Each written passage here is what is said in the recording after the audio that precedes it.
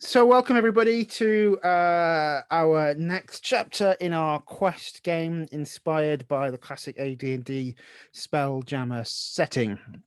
You don't need to be a Spelljammer geek and know all the lore to deal with this.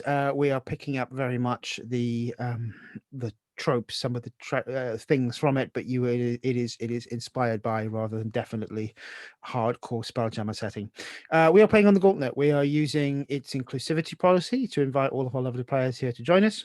You can find it at gauntlet-rpg.com. And join us for playing roleplay games. We are using safety support tools. We are using lines and veils, which we've set up and familiarize ourselves with this morning.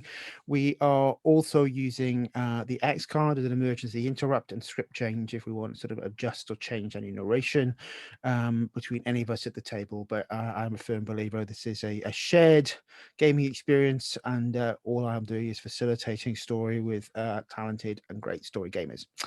Last time we left, our gallant adventurers and the crew of the Spirtifarer, they had decided on their destination, and they were going to go into the void. But before that, they were going to stop to refuel restock their supplies on a real world after spending many days out in the eddies. For many of you, it's possibly worth checking. For many of you, have you ever been under a blue sky and a sort of a terrestrial world? Because the Rock of Brow, all you ever saw was starlight. So who has been in a real world before and has seen blue skies and water as far as the eye can see? What is it like for you, possibly, Abraxas? Yeah, I think Abraxas is just kind of like looking round in complete like open-mouthed, wide-eyed wonder at the the sights of an actual real planet, and I think kind of just as we're kind of coming sort of into atmosphere or into the sphere, however it's referred to, I think there is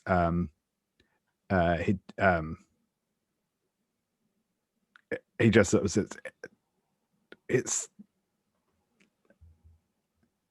it's like really big. I wasn't expecting it to be so big. Well, if your mouth gets any bigger, gets any wider, you might be able to swallow it all whole. Chin up, Abraxas. It's just this guy. Yeah, I mean, I'd seen, like pictures and that before, but wow, it's yeah. I think Hallow has the vibe of, oh my god, I'm with a tourist. And it's kind of like standing a bit away from Abraxas. Meanwhile, Deslas is like running around like, the sky is blue.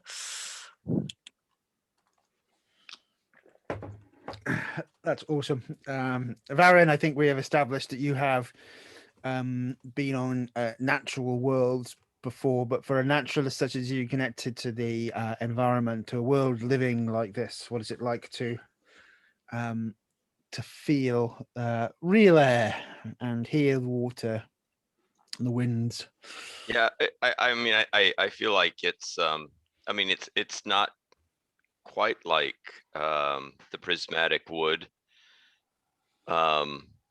The prismatic wood, actually, we could get glimpses of the blue sky, but normally it was like looking through a window with the dense canopy of the trees. But here it's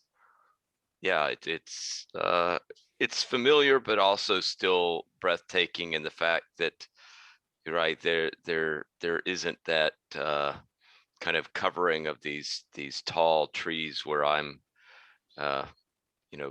from it's just kind of interesting to be able to. We would, to get a view like this, we would have to usually kind of climb to the top of a tall tree, which I would do sometimes. But generally it was we were in the shade. But here on this place and realm of Ginja, the only land really are these tall carved towers of stone houses, and then the water around is still Mediterranean, still almost like an infinity pool going off into the distance with the sun reflecting off it.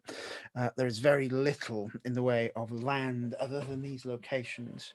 As the ship sort of makes its way down through the air, you can sort of smell the that sort of slight ozony smell of seawater crashing against rocks, and various of these sort of towers. You can feel a glint as you were probably in the lens of telescopes and scrying devices as you come down. But you're not the only Spelljammer vessel in the area. There are others floating around, and on the water itself you can see tall-legged ships closer to what you might think of like a waterfly or a grasshopper with its long legs planing across the water, and small gnomes with like skis and big feet, shoes which allow them to sort of stand on the water and fishing. They're waving at you as you make your way in towards the central nearest tower, which is has other vessels like yours tethered to it. As you come in, gnomish crews. If anyone has seen gnomes before, awesome. If not, they are small fellows, no more than about 3 foot high, all sort of not dwarvish stocky, much more slender than that, but they are tying the ship to its berth and waving as you come on board, and a dwarvish gentleman makes his way, sorry, try that again, a gnomish gentleman makes his way on board your ship on the gangplank and is sort of puffing away at a pipe, and looks back at you and says, well, who's the captain of this vessel?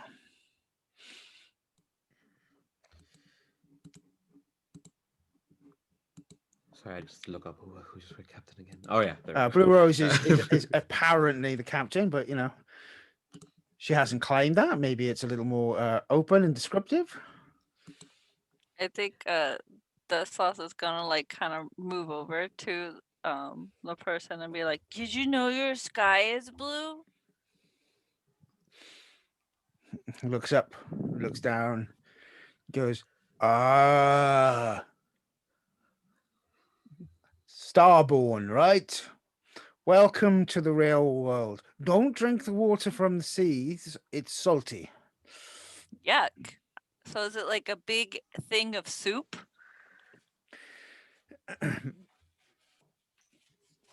In a primordial sort of way, maybe. Mm.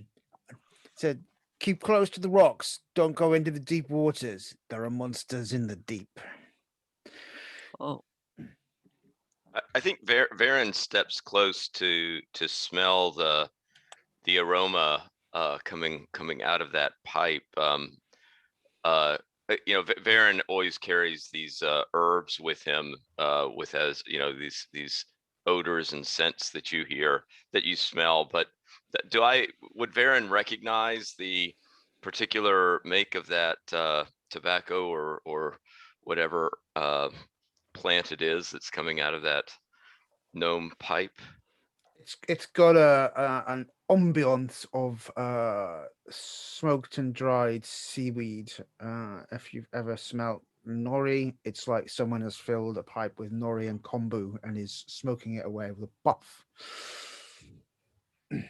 And yeah, so I think Varin would say, that plant that you have wafting out of your your pipe. It's exquisite. I don't know that I've. I mean, it does smell like it comes from the ocean, but it doesn't really quite match anything that I've come across. If I have an opportunity, I would love to partake of some of your fine pipe weed. Ah, he says, of course. He takes out from his punch. He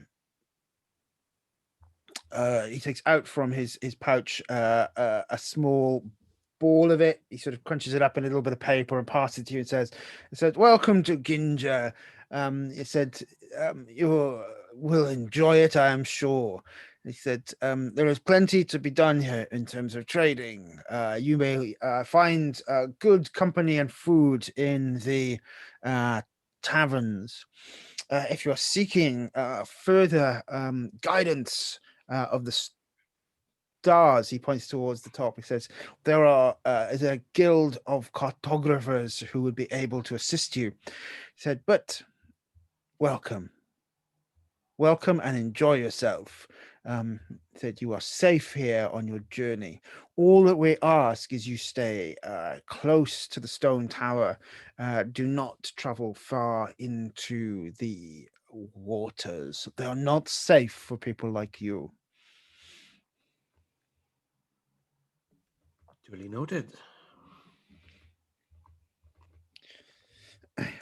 And he sort of shakes his hand and says, "I'll take care of your ship and any things that you need done." He sort of runs his hand to go. He goes, "What a beauty."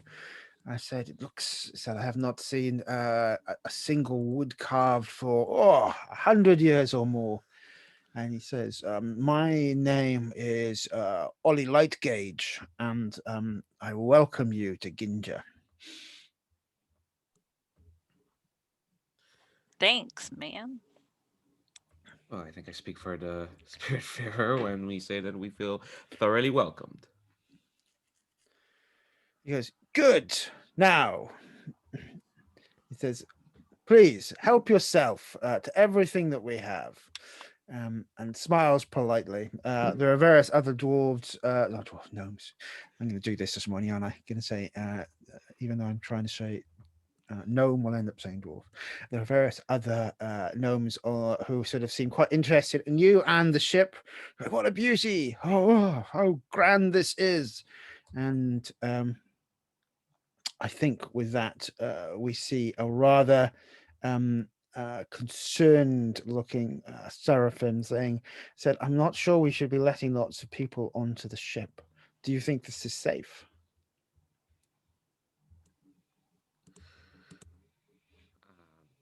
Double check which one's Seraphim. Seraphim is your magician and navigator. So I put the major NPCs onto the crew, onto the Spiritfarer tab. Mhm. You can pretty much, I'll bring that up right and further, right? The chapter 1 Rock of Brawl, you can pretty much ignore, but the gnomes of Ginja is where we will find any relevant NPCs for us today. I think then I'll clap Seraphim on the shoulder, which is probably rough because my my skin is made of porcelain. And just say, "Well, it sounds like you volunteered yourself to make sure that they don't get up to anything nefarious while we're here." And claps Seraphim in the shoulder again. Fine, I will stay. So don't do anything. Just don't do anything. What? Anyway, let's go into town. I think I would negotiate with Seraphim. Like, I'll come back in like a couple hours just to make sure these these fools don't get into anything foolish. Blue Rose takes out a small little pouch with some gems in it, gives one to the Ollie Lightgauge, and says, "I am very interested in your cartographers. Thank you for telling me. Now, where can a lady gamble their wealth away in this town?"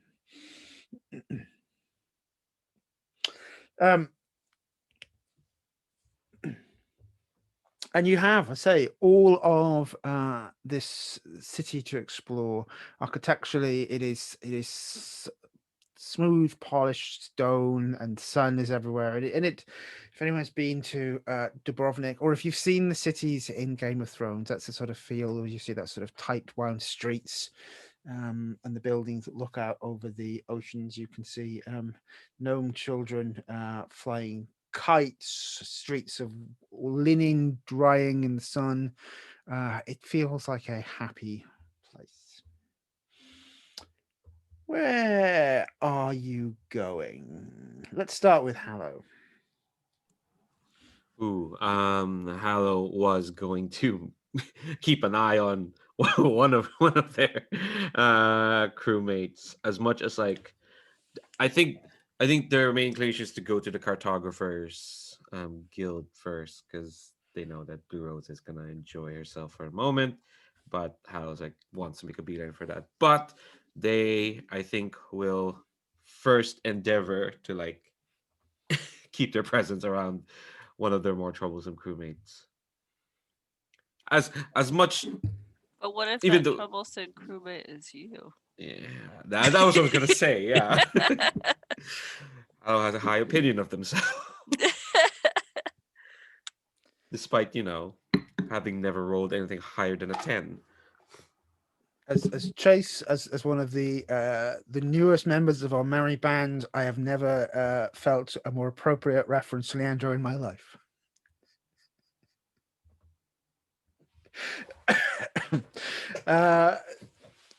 Yeah, I mean, Blue Rose is going to go there first. He said business, and then drinking.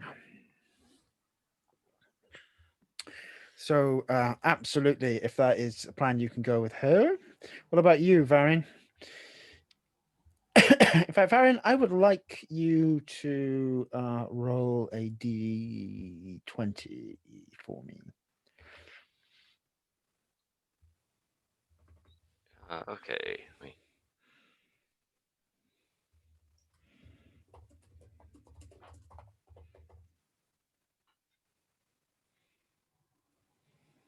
I rolled a 17. Oh, let me.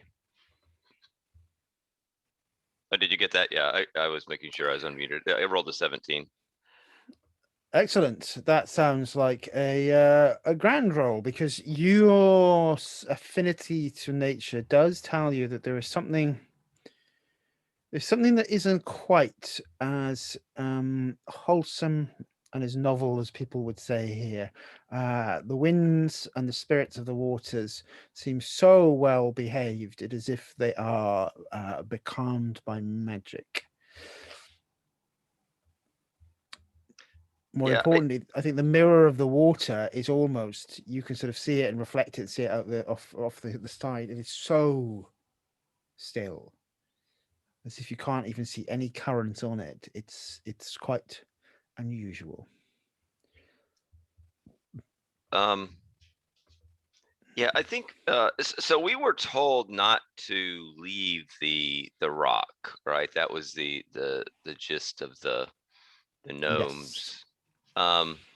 But I think Varin will work his way down in elevation or altitude, and is going to try to get as close to the surface of the water as he can. And he won't leave the rock right now, but he wants to at least get down to where that ocean is. But yeah, it is. You can see there are the major industry here seems to be the harvesting of seaweed and rock hopping crustaceans and insects. There are no trawlers or deeper water vessels that you can see. Everything that they do seems to be around the the land and the grounds, probably within no more than 100 or 200 meters away from the edge of the rock, almost as far as the shadow of the rock is cast across the water, maybe. Yeah, and I think maybe, you know, if I'm down there and I see some of these, but they go out in boats a little ways to get Yeah. the seaweed. And yeah, so I think Varin would, when he sees like a boat that has stocked up, that has been collecting the seaweed and crustaceans, would ask, you know, oh, I'm new to Nori, but I've been kind of interested in watching your activities. I do note though that though you seem to have very sturdy boats, you don't venture too far away from the rock. Is there a reason for that? Says, you don't want to be going out into the deep waters. That's where you'll find the monsters. He said, we have everything we need close by. And said, it's far better to travel by air than water when you need to go further distances. What kinds of monsters lurk in the deeps? The sort of ones that will swallow a ship whole. Eat you in a mouthful. Don't go into the water. Have you ever witnessed such a monster yourself? Well, she leans back and lights a pipe and says, have I ever seen? Said, let me tell you the time I saw a kraken swallow 3 whole ships in a single bite, and you realize you have engaged and made the foolhardy mistake of asking a gnome seafarer to tell you tall tales. But there is a pattern. The more common pattern is that there is something that is you think is likely to be the case, that there are siren songs and things beneath the water that will carry you down to the depths, monsters and the like. It sounds quite scary. You're not entirely sure by the end of it if really this gnome has ever really seen a monster.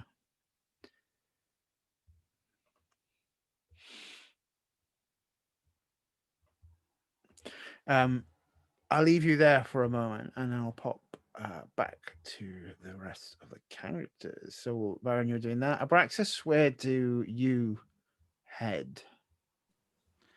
Ooh, it's tough. I'm tempted to just wander around town, but I actually might join Blue Rose in going to the Cartographers Guild, because that also sounds cool.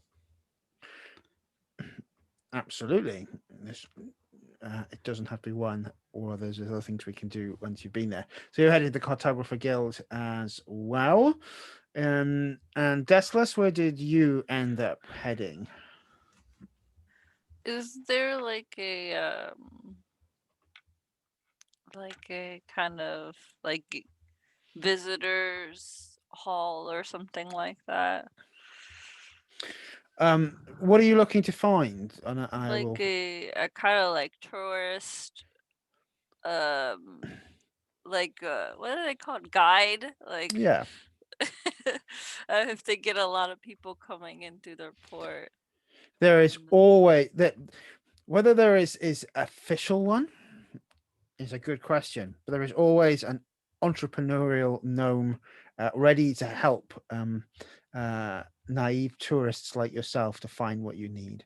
So as you sort of possibly find yourself looking around, they will undoubtedly, someone will get into your grill and say, hey, I can help you find whatever you need. Cool. So I would like to talk to somebody or a group of people who helped build this place. But it says, Bill, what? It says, Yeah, as in the rocks, the towers. Yeah. Oh no, they were forged by the gods millennia ago. Oh, then I guess to a church we go to, right? So he scratches his head and goes, I guess. Okay. He said, which god do you like? Uh, how many do we got here? He says, we get a lot of travelers. We make Oh, up the church in whatever way you would like. well, which one did about 80% of the building of the rocks and the houses here? Says, I know exactly where to go. And Okay, good. he smiles politely and heads you in a direction, knowingly that he's helping you on your journey and you're bound to tip well. Yeah. Let's go to the Cartographers Guild for a moment then. It's towards the top of the rock. It is one of the tall buildings with big windows which seem to point out and up into the sky. There are big telescopes everywhere and reams of charts, including astrolabes, which have got various different spheres. Nothing as fancy as the cube that you picked up last time, but it is a interesting place. Who picked up the cube finally? It was, I can't remember if it was. I think I brought it off of the ship. Yeah. Yeah. Blue Rose is sort of, as you're heading up there, is fiddling around with it, trying to go, why won't this damn thing open? And she's pressing a button to sort of open. It's like, Abraxas, how did you open it last time? I just sort of put my hand on it and it gave me electric shock. She tosses it across to you, and it gives you an electric shock. Ow! Yeah, like that.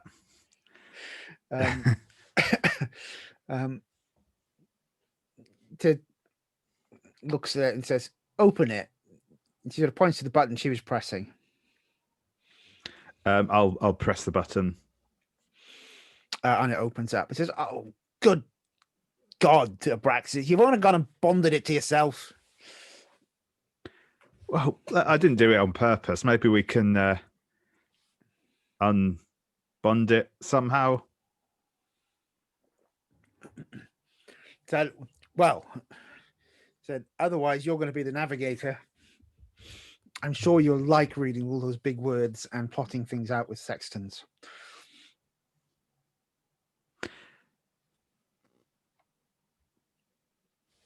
Well, I'm happy to give it a go, I guess.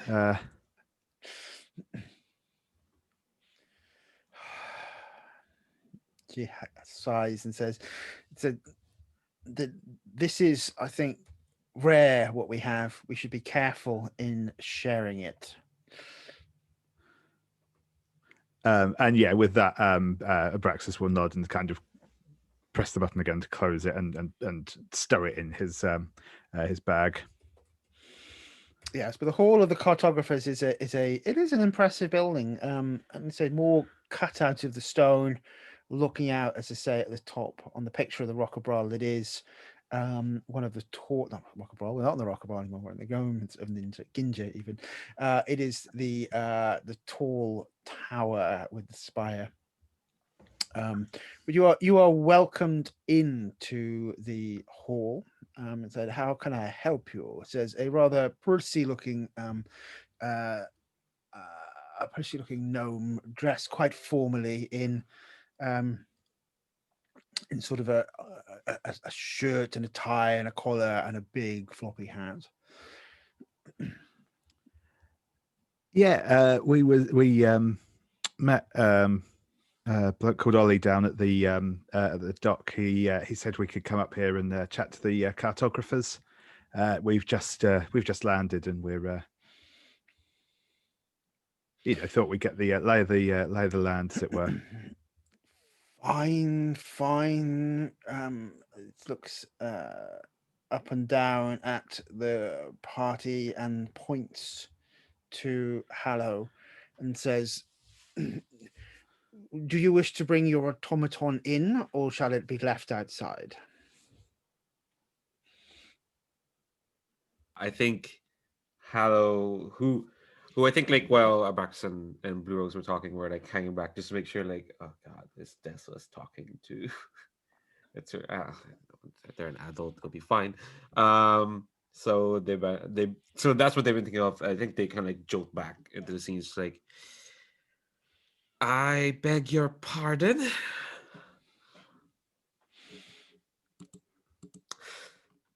I think they are let's see, because I do have a move called an ability, I guess. That's the parlance for this game.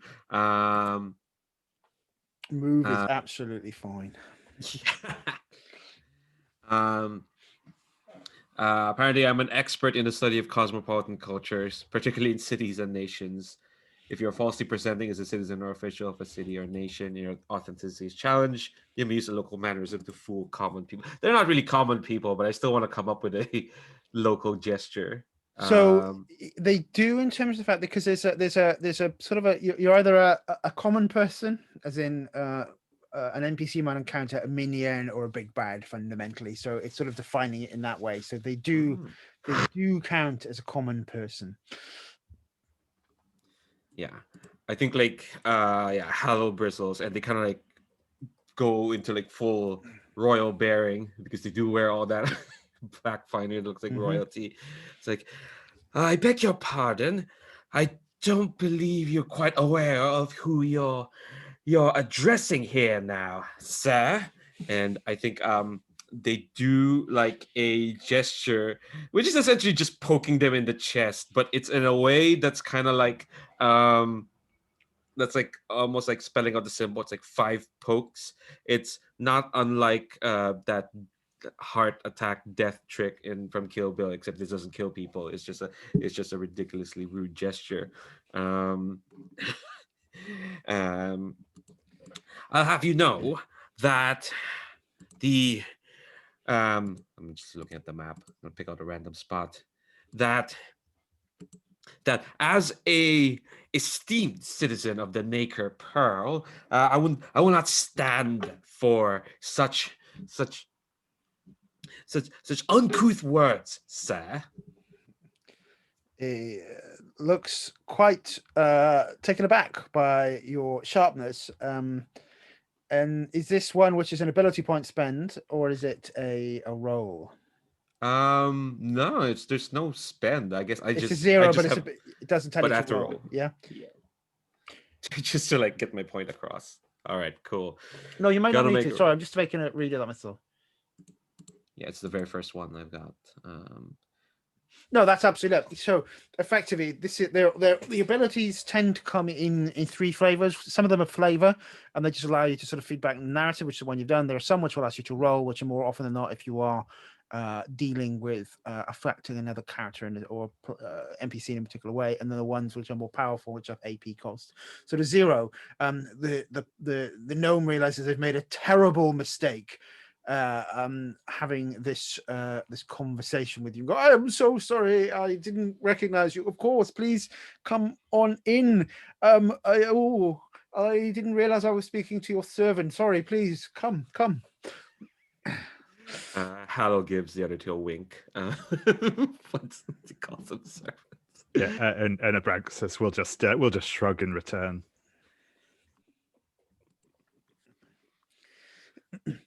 Yeah, Hallow's just like, lead us in. So Go on. Blue Rose whispers, so we're working for you now, because I'd like to talk to you about my pay and my ration situation if you're in charge.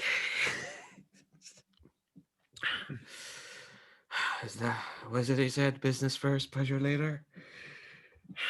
Let's do business first. He says, oh, Hallow, one day I will teach you that business is pleasure. But there are various sages of different species here, including one of these big GIF hippos that we saw already in Cutaways last time, who seems to be prodding at various maps and having a conversation with a human.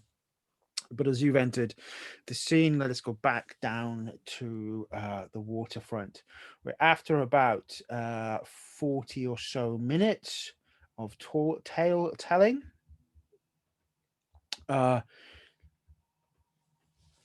Nisco Shinespring, picture of that in chapters 2, Gnome of Ginja, with her blue hair, has finished smoking her pipe and has stopped telling her tale. She has not stopped to let you ask you any questions, Varin. She's not stopped, but you barely think to take a breath in.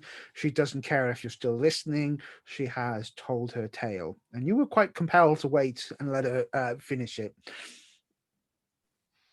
Yeah, I think Baron was actually probably quite entertained with the uh, stories that being given to him. But the are there like fish that are swimming in the ocean? I mean, do I see them bringing any fish in, or do I see anything swimming in the water? Not fish here. These would be more, I think, like ropes of mussels, crustaceans, a lot of, let's say, seaweed and kelp farms, pretty much as far as the eyes can see. You think water vegetables and things that can grow in the water are the primary food of this place, less of the fish themselves. But there are crabs and there are lobsters. If you want something to talk to, you can sense them though. There are more. The oceans are teeming with life, but just not around these rock towers. Well, because I think Varin is inclined. He's kind of interested in seeing like what is under the water. And I think Varin is going to use his animal form ability to take on the form of a swimming creature of the sea, and take a little swim to So see. why do you describe what this looks like? Because you're on the sort of rock front, looking out over the water. What does it look like? Well, I think what you see is Varin goes to a place where people are very busy, where he's likely not to be the object of attention because people are busy, moving their doing something with the seaweed that they've harvested. And he kind of do they have like docks that kind of go out Yeah. over to the water? So like he would take a quick look around. And when he doesn't think anybody's looking, he'll kind of dart under the dock, and then put himself into the form of a large fish. Cool. So that's an ability point spend, I think. Yeah, it's 2 points. Did people add 5? I don't think they did, by the way. I don't No. think you have. People should have added 5 adventure points onto the top of their adventure points the last time, as you sort of dive into the water. And yeah, the water here is sort of, let's say, thick and murky, but you can see the clear waters beyond. Are you swimming out from the edges of the rocks and into the deeper water? Yeah, I think he first kind of dives down to kind of follow right where the rock is going down, to kind of get a sense of like, does it just keep going down, or is it kind of shallow here?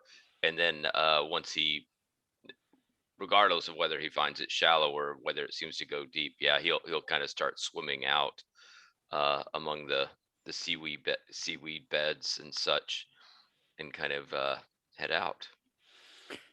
Excellent. So, if anyone's seen Finding Nemo, that's the situation we're now in. Deslas, let's come back to you. You're also towards the top where there is a church, and it's on the big rock. It's the next big building to the tower the other characters are in, and your guide is one Gilbilkin Potterspindle. who is a extremely helpful guide, has lots of books and maps, and says, it says, this is the Church of the Gods.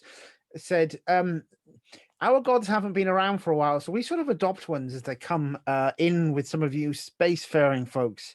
Currently, he sort of points to, and he says, we're going for a rather say little family gods sort of feel. So everyone's got their own little pottery figures they take home, they worship them, they set up little shrines, and you could buy them just in there. And he points towards the figures. Oh, but I don't really care about the new ones. I want to know about the old ones. The first one. What was the first one? He sort of looks and says, puts his hand on your shoulder and looks around and says, I lean down so you can do it. we don't mention them. Why? Didn't they make all the rocks for you and stuff? It says there was a falling out. Oh, they broke up. Yes. Ouch, that must be really rough. It says, look, once there was the Havlo, the god of trade, who built the rock so we can talk to the stars. And then there was, he looks around very carefully, and he says, and then there was Morris, who is the goddess of the rain. She cried so much that the oceans flooded, and all that was left are the towers that reach to the stars and the water below. We don't go into the water, and we don't talk about the water. But don't you collect seaweed from the? Okay, doesn't matter to me. What? So how did Harlow create like rocks and stuff, and like how did they do it? Because I learned from my for people who did all the hard work before me. He sort of says, well, I don't know. I'm not really a theologian, but I'm sure we can find someone if it's very important. Are you sure you wouldn't want to see a tavern or one of the dances, or maybe we could go?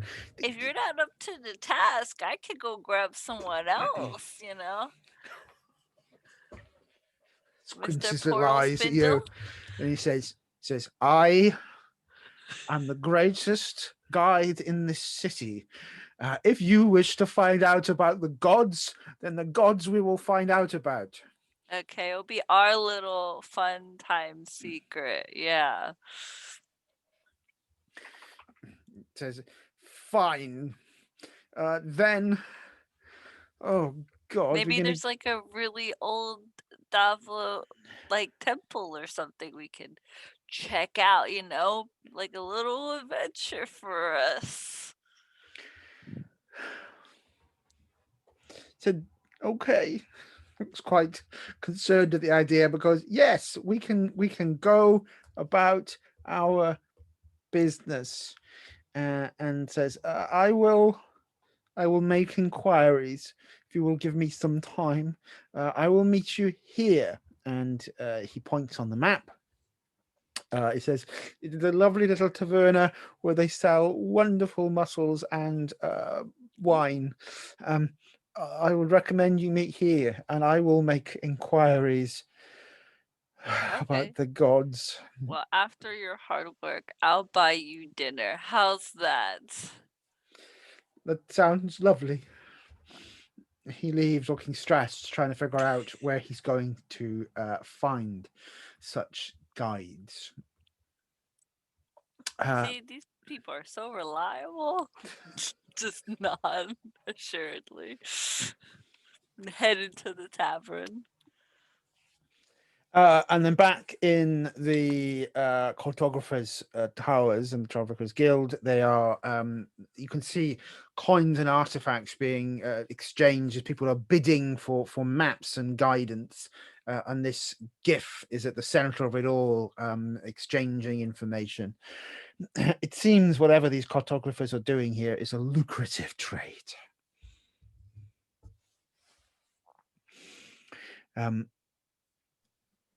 Blue Rose says, damn it, they want barter. Said, so we need to find out more about that black spot before we go into it. I suppose we could trade, negotiate, offer services, or her one eye twinkles, or we could steal it. Well, maybe we can just start off by asking around, getting the lay of the land, and that way, maybe we'll pick up some useful information on the way. And if not, it'll give us a chance to case the joint, I guess. She looks Always, puppy dog eyed towards you, Hallow, hoping that you're going to say stealing. always straight for the 5-finger discount, aren't you? I admit I wouldn't want to be stuck for a few hours haggling. Who would ever want to do that? Let's have a gander and see what we can pick up for, well, the least cost. The less cost to us, the better. I think then Hallow puts up the royal bearing again, and kind of says loud enough for anyone but eavesdropping. It's like, all right, my servants, my minions, go forth then and secure for us the most lucrative trading lines one could find. My accent has gone from one way to another. I don't know where this is going.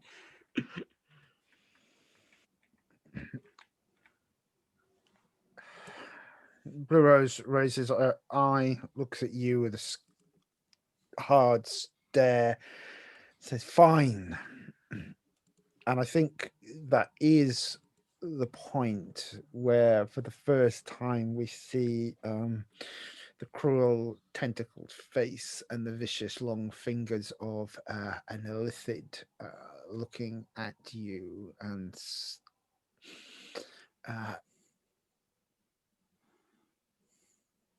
I think, has anyone seen or heard of an illithid, or their less kind names as mind flayers before? I think Abraxas might have heard some, tall tales in taverns, but I don't think he's ever met an illithid before. Yeah, I think same for Hallow. Maybe one tale that's convincing enough to okay, they probably do exist, but hasn't met one ever. But the illithid catches your eyes, Abraxas, and is slowly making its way towards you. We're coming up at the hour there. Why don't we take 5 minutes, and then I can pick up with our merry band after that. So come back for just after the hour, and we'll move on from there. I think we should pick up with Varin in the deep sea.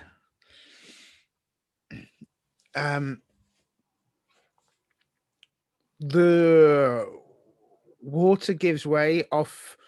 It's almost like an atoll type cliff drop off these rocks. It really is like you're at the peaks of mountains and dropping down deep into the water pretty quickly, and the temperature drops out in the water as well. But you're a fish, and I'm sure you chose a fish form, which was okay for cold water, so it's fine. But there's lots of sea life here, and it is teeming. What are you trying to find out here, Varin? Well, where it drops off, I mean, is there still sea life that kind of is out where it's getting deeper? Do I see plants or yeah. fish? There's fish and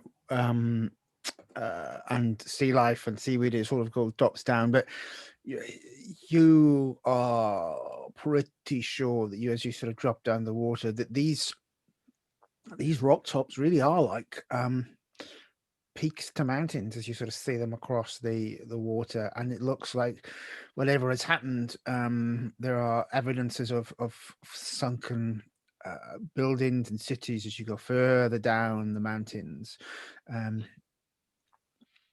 and you definitely see things glittering further down, as if there are other conurbations deep in the water.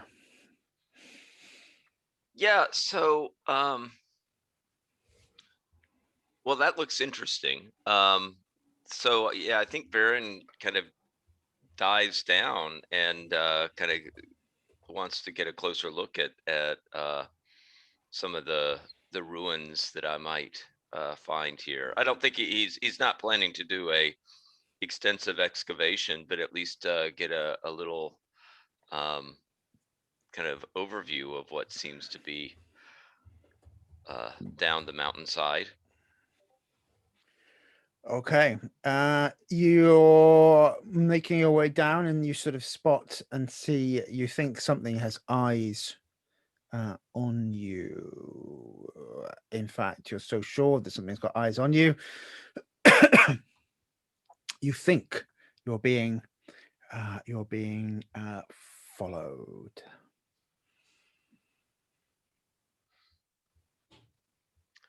I guess I would probably at this point then be searching around for a convenient place for me to dart.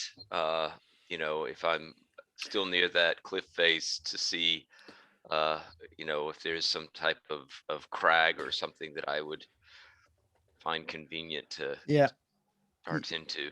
You are ready to make a dart should you need to, but as I say, as you the figures that are following you,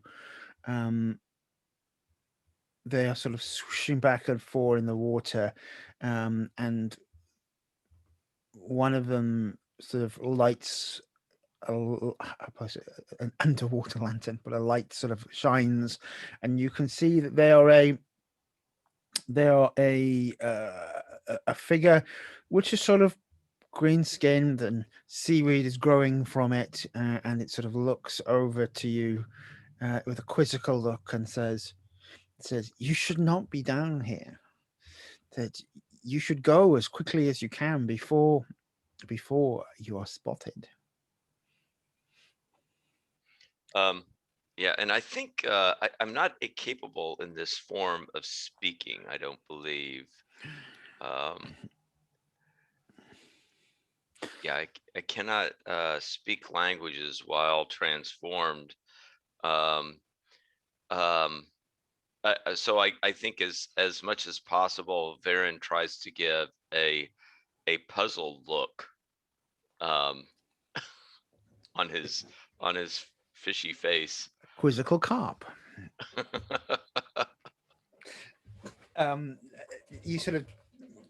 You do this and you sort of give that quizzical look, and that's where the companion of this this water nymph tries to hook you in a net. I think this would be equivalent of a fight scenario, so you will need to roll a d20 to see if you can dart away or if they grab you.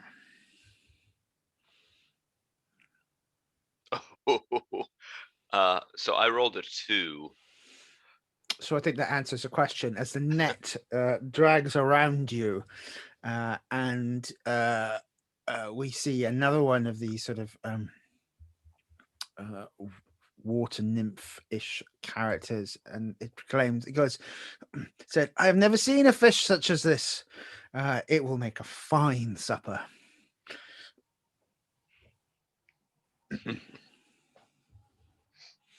Let us cut back to the Cartographers Guild.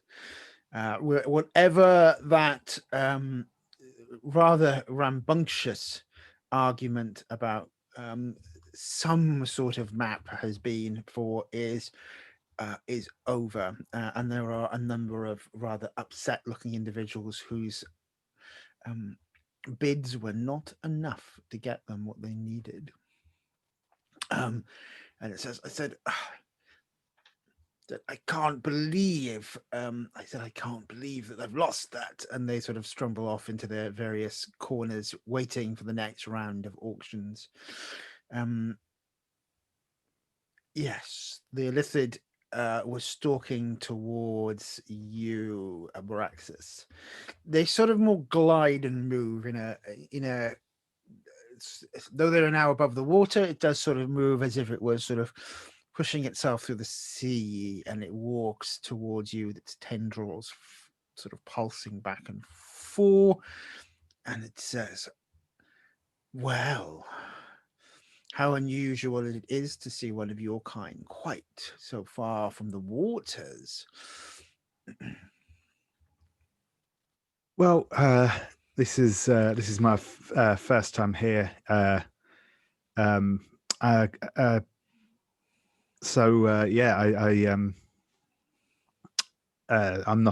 not local, as it were. If you don't mind me, saying, it doesn't look like you're from around here either. Smile. It doesn't so much a smile as it sort of it gives you a sort of a knowing look and says, "Indeed, tiefling, I am far away from home. Well, this is a good place to trade, to make one's business. There are many who would like to travel further from this place into the weird, and ensure that when they cross into the Illithid Dominion, they do not end up on the wrong side of my people." So, do you have any, etiquette tips or anything to avoid causing a faux pas? My strongest advice of how not to upset an Illithid is not to enter Illithid space.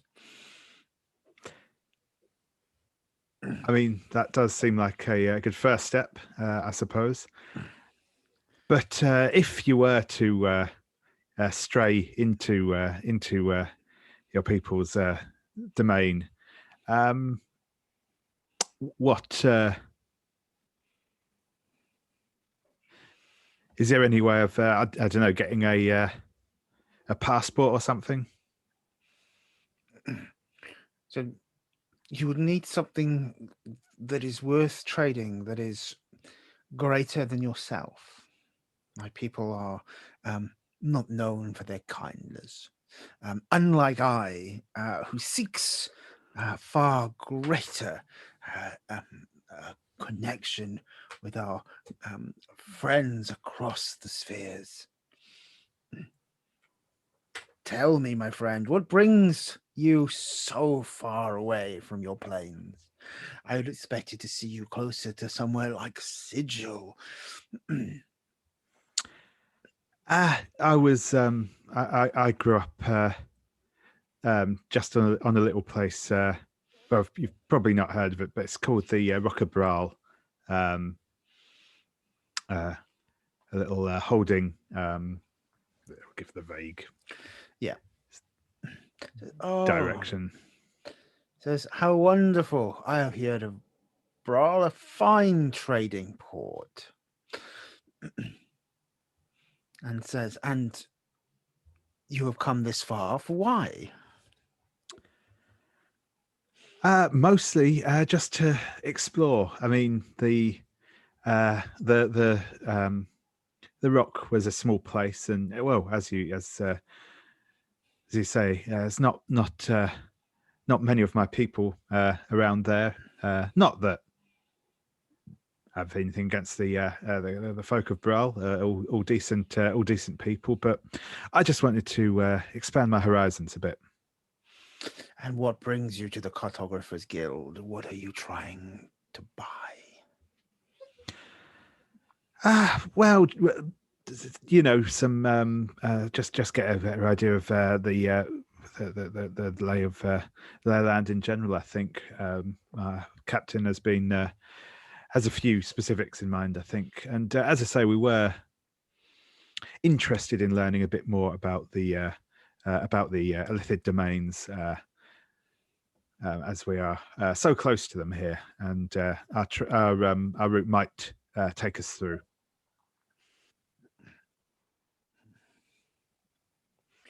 The thing with the Illithid domains is you're never really sure when you're in them or without. The agents are everywhere.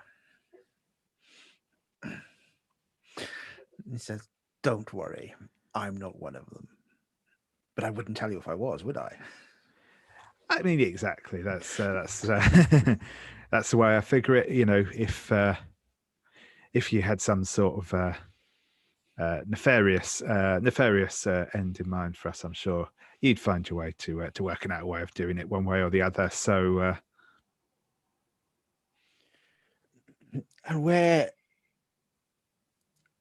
is it? Are you traveling through the Illithid domain? Surely not through the Weird. You couldn't travel through the Weird without maps. Is it maps of the Weird that you're after? yeah, we'd definitely be interested. I think we thought we might try our hand at piloting through through the Weird. Says, then you will need to obtain the services or navigation information that will ensure you that you are kept away from the dread pirates that deal with the Weird. Why would you travel into such an unknown place? Do you seek something? What is it you seek? Well, mostly it's the fact that it is an unknown place. That's why we want to go through there. Exploring and that. I would like you to roll a d20 at this point. As Absolutely. The Illithid's psionic abilities try to scoop away some of your service thoughts. That is a 3. I am an open book, I would imagine. Sort of feels it, and the Illithid sort of looks at the visions of your that you saw of the place up there, and it's sort of and where you're heading to. It smiles and says, "I know exactly. I know exactly who to help you." And he points over towards a human with fiery red hair and beard, who is seems to be the heart and soul of a party, and it says, "That is Blaze. Blaze Sunfell." Well, thank you. And what can I call you? Sorry, I realised I didn't ask your name. It says, "Oh, it is kind enough that you were willing to speak to me at all." I said, "Most people don't speak to Illithid here." It says, "I am Svan." Svan, nice to meet you. My name's Abraxas.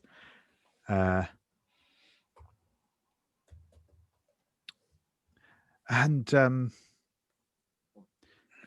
well, as I say, you said you were out here looking to make connections with people. Is there anything I can do for you?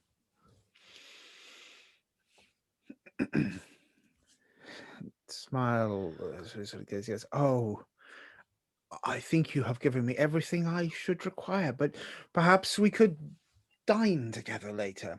There is a wonderful restaurant I can recommend. It does the most amazing mussels and red wine." That sounds delightful. He sort of smiles and says, "And should you require my services, it passes you a little card. It says, as well as this, I am quite an established tailor. Oh, Pops over. I have a friend who might want to call on your services. Says, good. And then we would see this little this would be a fine opportunity if some of my best clothes could be sold. He tucks a little card into your pocket.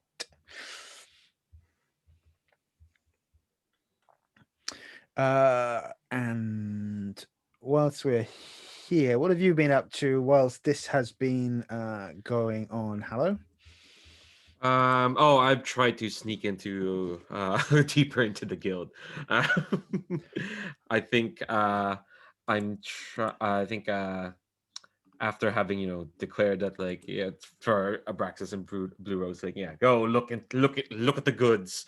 I think Harrow is going to like try to make for like at least an employees like door, or like um a place to like get deeper into the guild. So just gonna sneak around. Are you using any of your abilities, or are you trying to see if you can manage to make it through unseen? I think I'm gonna try to make it unseen. What Halo's aiming to do is to find a room. I want to use one of my abilities, but I have to find like an office or a bedroom, an armory first. Sure. So let's see So if you can manage to get yourself away from prying eyes in the first instance. Mm-hmm.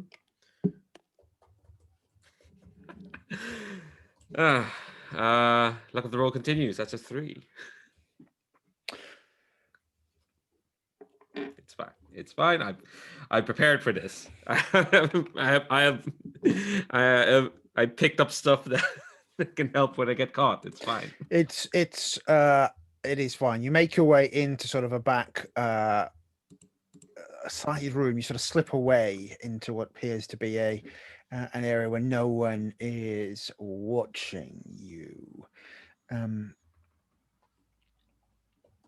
And as far as you are aware, at this present moment in time, you are sight unseen.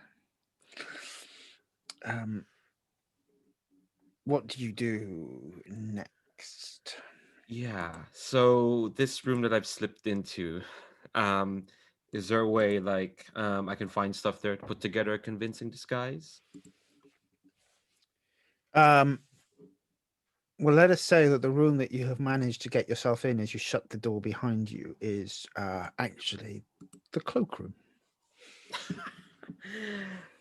Cool. Okay. Lovely. And I'm hoping someone has like left a uniform or something behind. Let me read out the ability actually, because I know you're gonna spring something on me because of that 3, or at least feel like there's a clock in the back of my mind that's filled up. Okay. So disguise. Anytime you're in a room like a bedroom or your office, you may find objects to use to put together convincing disguise. Depending on where you are, the disguise will offer at least one signature element of your deception, like a uniform, a membership insignia, or a style of dress. The disguise automatically fools commoners, but minions and bosses may question you. I guess so. Like, what's like a signature thing of the Cartographers Guild that I can find here?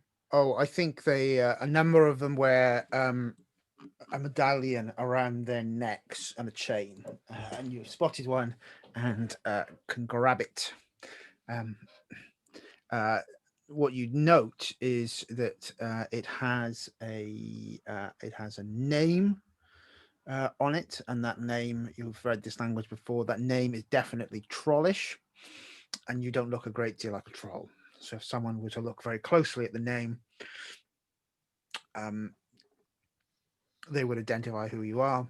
And if a troll realizes you've stolen their medallion, they're likely to eat you. It's fine. I've dealt with trolls.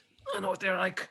So I think, yeah, having put together like at least some semblance of the uniform and the medallion, how it's just gonna like saunter deeper into the guild and try to find like where they keep the good stuff. um, as Blue Rose has intimated she wants to find. Are you taking Blue Rose with you, or are you going alone? I think like I told Blue Rose, like, it's easier to move around when in their lonesome. I think like the way I kind of like intimate her is like, we need a person in the public sphere and another person in the private sphere. Um, it's worked out well. I've not need saving until very recently. Just that one time. Okay. So we will leave you for a little while and come back, and let's see how you've had a lovely lunch, Deslas. It was very good, well recommended. But I think we see a rather flustered looking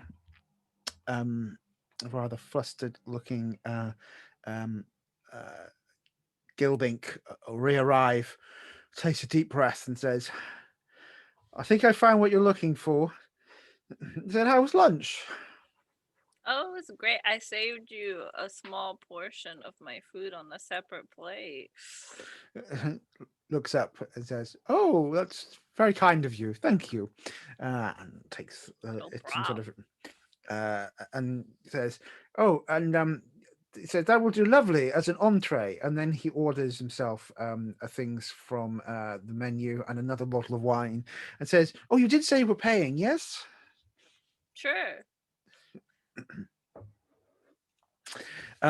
It says, I have found someone who remembers the old gods and magics. It's very strange. I couldn't find many at all. It's as if they sort of, well, we don't speak of them. Not since the crying of the tears, where the goddess of the rain flooded the world. You can sort of understand why you don't want gods who flood worlds. Oh, well, what made her cry in the first place? He shrugs and sort of is now eating his salad, which has just arrived, and says, I'm not entirely sure. I said, I didn't study theology at school. I was learning to be a guide. But still, I have found an old woman who says she knows everything. She has a cave at the bottom of the rock. Said, everyone thinks she's quite mad. She still makes offerings to Maurice, the goddess of rain. Well, she's mad. She's probably just hungry. So maybe I'll take her some food and she'll be feeling better. And can talk If you to think me this is about it. appropriate, we could have takeout. It says, instead she looks at the menu and says, and probably a little something for else on our trip. It's a number of floors down. Dessert on the go would sound like a wonderful opportunity. Whoa, I don't really eat dessert that often. He taps you on the hand and says, don't worry, I'll eat yours for you.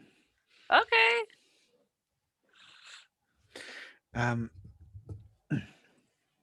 But after the meal, you head down, and it's close. It's sort of down towards the bottom of the rocks again, not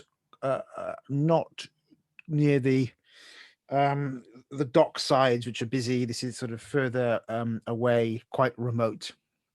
And there is a cave which has various sort of you would think mystical symbols outside, including what you are pretty well, maybe you're not, maybe you have never come across the signs or the symbols that would define the shape of a beholder with its one big eye and many other little eyes. Okay. Like they're like drawn on there, or is Yeah. it actually Painted onto the painted what on. lovely art. This looks interesting. Is this like something that's in the ocean? Goes, I don't know, and I fear that they are not the kindest looking of creatures. So probably something squid-like down in the waters. Yeah, that's what I'm thinking too. Well, hopefully this grandma will tell us a little bit about, um, the tearful goddess Morris, and maybe she knows something about this eye thing. Says, good. I'll wait outside. He sort of Oh, says, okay. I don't want to go in. Oh, okay, that's fine. I'll just go in. You're not trying to set me up because I just want to warn you. I punch very hard.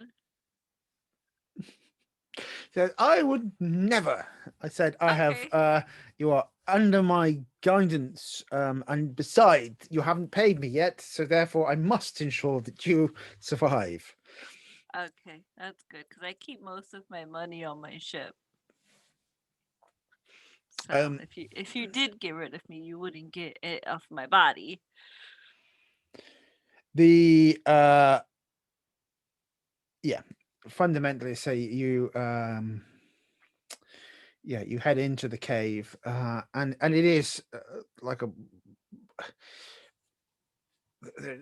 It's if like almost like a shrine and altar has been carved out of the stone here, and as you enter, there is a feeling of strangeness and mystical energies in the room, as if you've just crossed a threshold, and a voice in the darkness says, "Why did you come here, seeker?" Oh, well, that's also the person's like caught off guard because it's like awkwardly that's what his people are called. They're like seekers and messengers. He's just like, oh yeah, it's a common phrase, and he just like kind of shakes his head. And he's like, oh well, I was actually coming to ask about the goddess that you worship that cried tears over the world. If you've the time, I brought you a snack. It says, "What would?" And then the figure sort of steps out and goes, "What? What sort of snack?" It's these really good mussels and then some dessert I don't eat. So She takes the offering and puts it onto the altar, about half and half. It says, "Your offering to the goddess has been accepted." Um, yeah. well, let's see how friendly the goddess is feeling at this present moment in time. I think let us roll a d20, but do add 2 to your roll because you have brought an offering. I got 14. It is, and the food sort of the energy sort of zip around the food, and they do Ooh. sort of dissipate, and as if something is absorbing them. It says, "It is so kind of you. Very few bring gifts to the goddess of tears. Then Well, why I feel have you like if you come?" walk into somebody's home, you have to give a gift. So it's just politeness. It says, but this is not her home. This is the home of Darvo, the god of trade, said, who reached to the heavens and sank the world. Okay. Then I came because I was wanting to know why, like, and how. Like how did they make this world happen the way it is now? And why? She said, when you reach to the heavens and call to the gods, it is not only they who may answer your calls. What? That this world is not free, dear child. It is a honeypot for creatures like you. Oh, so like feeding to a queen bee kind of thing? Said that we are pinnacles of this world. Said, but there are those below the water who are our true rulers. So the water people control the land rock people. Yes, if you like. So then are they mean?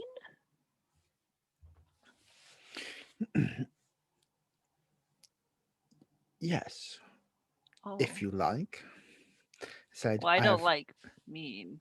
said the Illithid are not known for their kindness. Oh, we were thinking about flying through that space. So they live here too?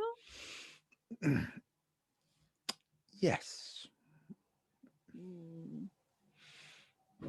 So It I says, don't really want a world that's like half underwater. So I was trying to avoid the whole situation. says it is fine.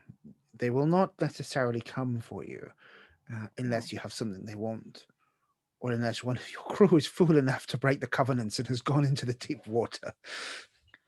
I mean, one can sink. The other one is kind of jumps into things without thinking. And one of them can talk to plants. So I don't really know what everything they can do. But maybe I should warn them anyway. Yes, it says, but I thank you for your offering. It Yeah. says the blessings of Maurice upon you. It Oh, says thanks. she cups a small bottle of water and it sort of glitters as she passes it to you. It says, it says the tears of Morris will heal all. Oh, am I supposed to drink it? Well, not unless you're wounded or dying. Oh, so I just hold on to it then? It says it is a gift. Oh, thank you. I package it very ceremoniously, like carefully putting it away. I appreciate all of your knowledge and helping me, and for the warning too. I don't want my comrades to fall drowning, so I appreciate it. You and to the goddess Morris. It says, well done. Thank you. Your offering is kindly given. As she suddenly grabs the cake and eats a big mouthful of it. All right, well, I'll leave you to that, and I'll go ahead and I'll leave your space and her space. Speaking of things that are about to get a big mouthful bitten out of them, let's go back to Varin. Varin, you were netted and have been unceremoniously taken down into the depths and the glittering cities below. These are almost small towns that sit at the bottom of the valleys and glitter with mystical light. There are many of these nymph creatures.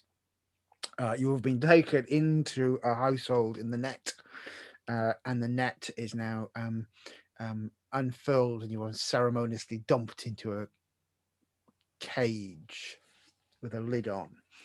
And the nymph that's looking at you is prodding, going like, how do you think we should cook him?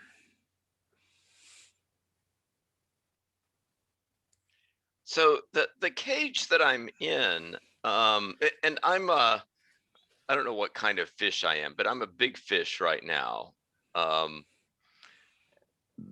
And would Varin have ever encountered water nymphs before? You tell me. I'm happy if you have. I'm happy if you haven't. You can narrate the answer to that question.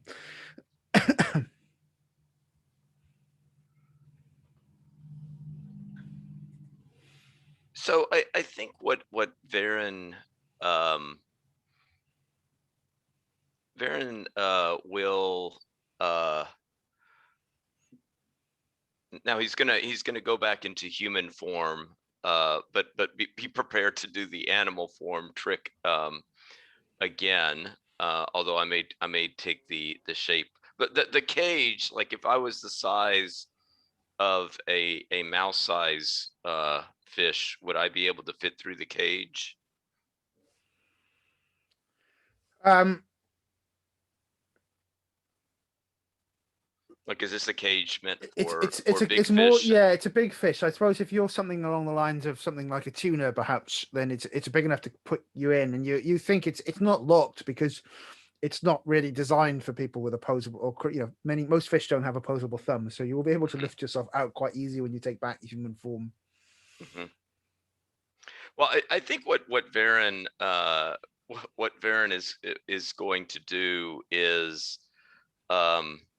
he's going to put himself he's going to drop the animal form, and so he will now be appearing to them in human form, and he will hold out some herbs as though a gift offering, holding his breath to get a sense of how they react with him in human form, seeing that he's not actually a fish. The nymph that reached out to you once they saw you in the water gasps. The other one hasn't quite seen you, and you see that she sort of points over there and says, "Oh, perhaps you should pull some of the water roots to go with it." And the other one nods and whooshes away and has not seen you, but she sort of reaches out towards you and says, "I knew there was something odd about you." I said, "You're not a fish at all, or are you a fish in a disguise? I don't know, but you're certainly not something I think we should be eating." And Varin, points to he this is I'm imagining underwater I can kind of speak, but I probably won't be understood. I kind of gesture that that I can't breathe, right? I think it's being, yeah, you can breathe and speak here. So that the magic's around it as you've taken human form. She can hear you and you can be seen, and says, "Dear me," I said, "you're a land dweller. You're not even a land dweller. You're one of the people from beyond the stars. You're forbade from being in the deep waters." I said, "If the masters find you, then there will be punishment for us all. Didn't the Well, gnomes warn you?" well, I was given a warning, but well, I just I mean, the gnomes do go into the sea, and that they were giving me wild tales of kraken and monsters of the deep, and well, quite frankly, the way they were speaking, I don't know if you know gnomes, but they're th- they have large imaginations, and I'm just somebody who had to see for himself, has to see for himself. Why is there such a a kind of taboo on going into the ocean? Where I'm from, um, we kind of are taught that that there certainly are different places in nature, but that we should embrace all the aspects of nature. So long ago, when the towers were built that let us reach and sing to the stars, the Illithid came, and their sorcerers flooded the world. This is their domain. But So you live in the, do you serve the Illithid? Said, in terms of that we are under their yoke, then I would say yes. But you're not happy, you say under their yoke, so they have you in some type of bondage? Said, yes. The illicit are powerful workers of mind magic, and they have bound many of our leaders to their will. We forge, so we work and serve them, forging weapons ready for their wars and conquests. And are the gnomes also under their dominion? Says, yes, but they don't realize it, I think.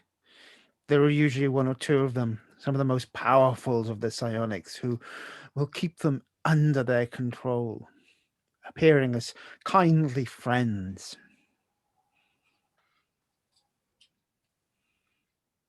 Well, none of this was revealed to me when I went into the sea.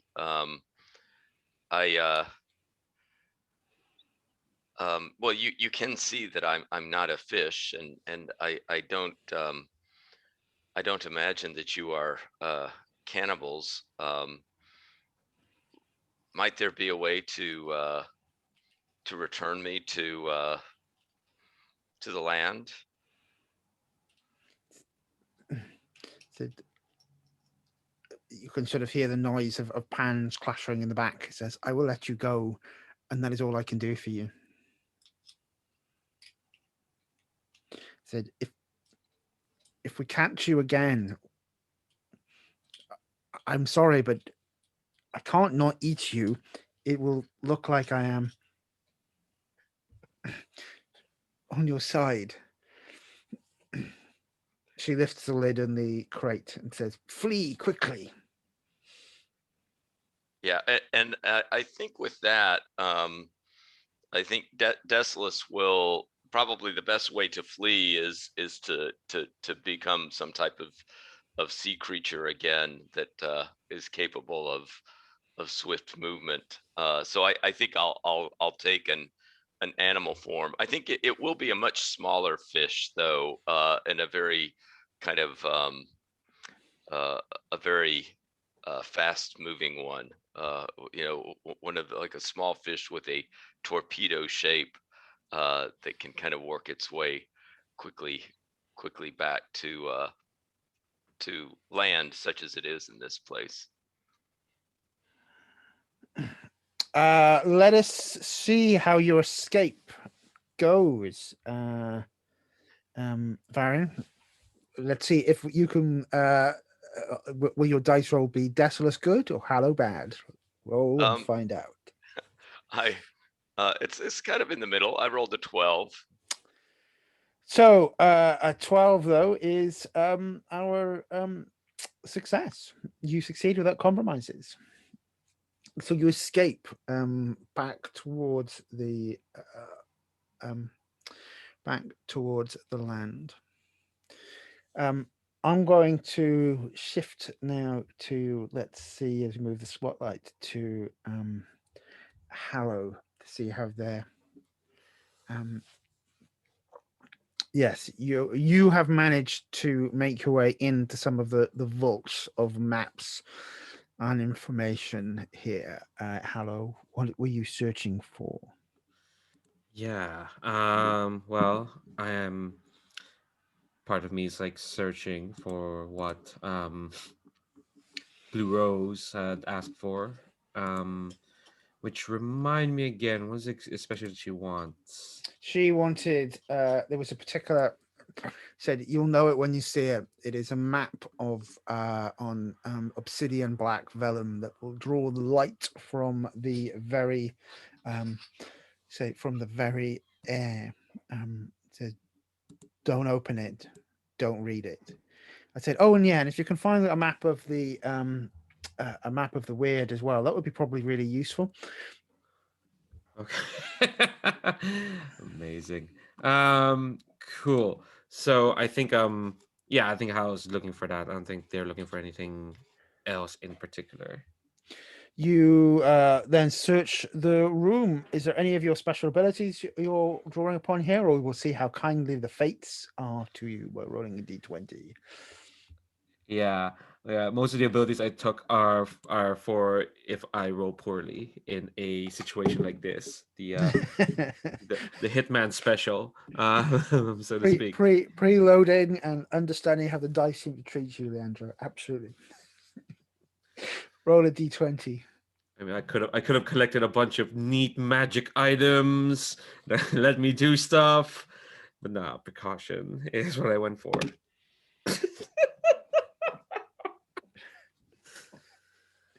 You want to know how low I could How go? low can you go? Well, if you got a 1, I'm I got the lowest. Yeah. Apparently, the lowest I can go is the very, very lowest you can go in this game. That's a 1. So a 1 is a critical fumble. Bad things are going to happen. The good news is the pacing of the dice. They are clearly on my side, right? As a GM at 5 to 12, where we'll take our second 5-minute break as we hit the third act, and I get to come back on a 1. I'm pretty sure the dice are actually co-parting with me. So thank you. Right, look, I'll see you back in about 5 minutes, folks. We'll come back to the hour. So, poor Harrow and Leandro have just rolled a 1. A 1 in this game is a catastrophe. Oh no! You automatically fail and may suffer a severe setback. So I think you do manage to put some of the maps of the void into your pack, and in this room where you find this scroll, which is so dark that it is literally absorbing the very light from around it. It's almost like a black holy corona effect around the edges of it. As you touch it with your hand, there is 2 things happen. First of all, an alarm rings, and secondly, as you touch it and as your mind connects to that scroll, you realize that this scroll and this map is of the very underworld itself. And as you touch it, as your mind deals with it, it doesn't open as such, but just a little bit of a flap pulls back, and the god Nerul looks back at you, and the god Nerul knows your name.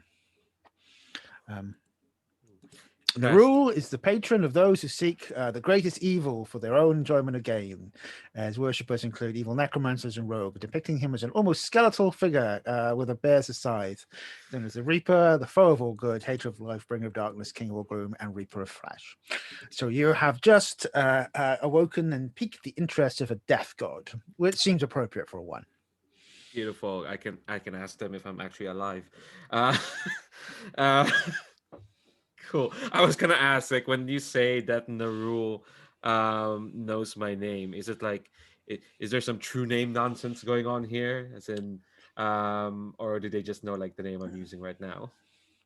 Oh, I think it's bound to be now connected back into your backstory, right? And the fact that the umbral realm, yes, it sort of looks at you and it says, and it sort of sees you and it says, "I know you." It says, "You belong to me."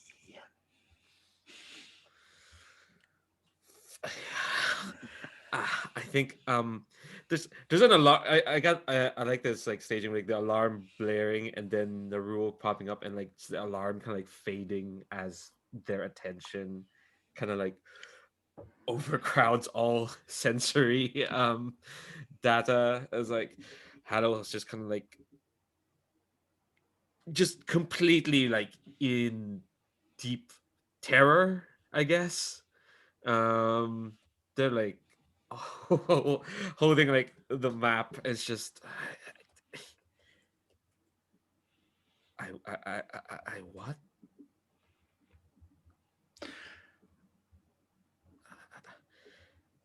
I think its presence has passed for now. And let's maybe cut the lens outside because there are guards coming for you. But let's just put the spotlight on. Abraxas.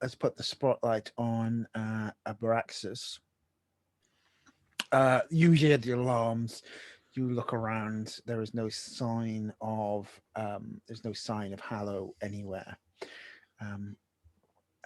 The doors to the guild are being closed, and you can sort of see the haughty looking gnome who let you in going, "We're just closing the doors. There appears to be an incident with security.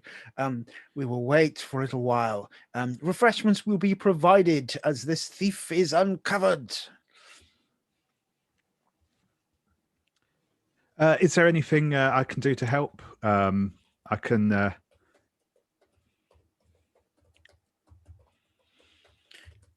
He says, "Looks, oh no, it's all in hand. Please have a lemon tea." Oh, thank you. Very kind of you. Blue Rose, I think, is probably from across the room giving you the thief cant for "It's all gone, Pete Tong." Yep. I think for the moment, I'm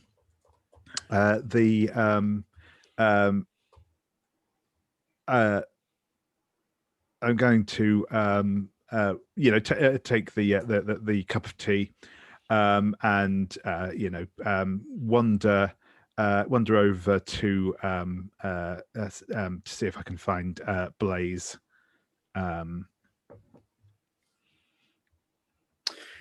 Yes, he is. Seems to be rather huffing and puffing, going, "Oh, can you believe this?" Yeah, it seems like a bit of I don't know what all the fuss is about. I'm sure that whatever's going on, it can't be that serious a threat that we need all this hullabaloo. And he'll kind of pat the sword at his side and say, "I mean, for one, I can take care of myself if things go too sideways." Says, "I can't believe that anyone would be foolish enough to try and steal from the vaults here." Said they'll be, if they're found, they'll be petrified, literally turned to stone, and kept as a statue outside as a warning to others. Wow, that's pretty hardcore as far as deterrents go, I've got to say. So they do take their control of such things quite seriously here. I can see that. Rex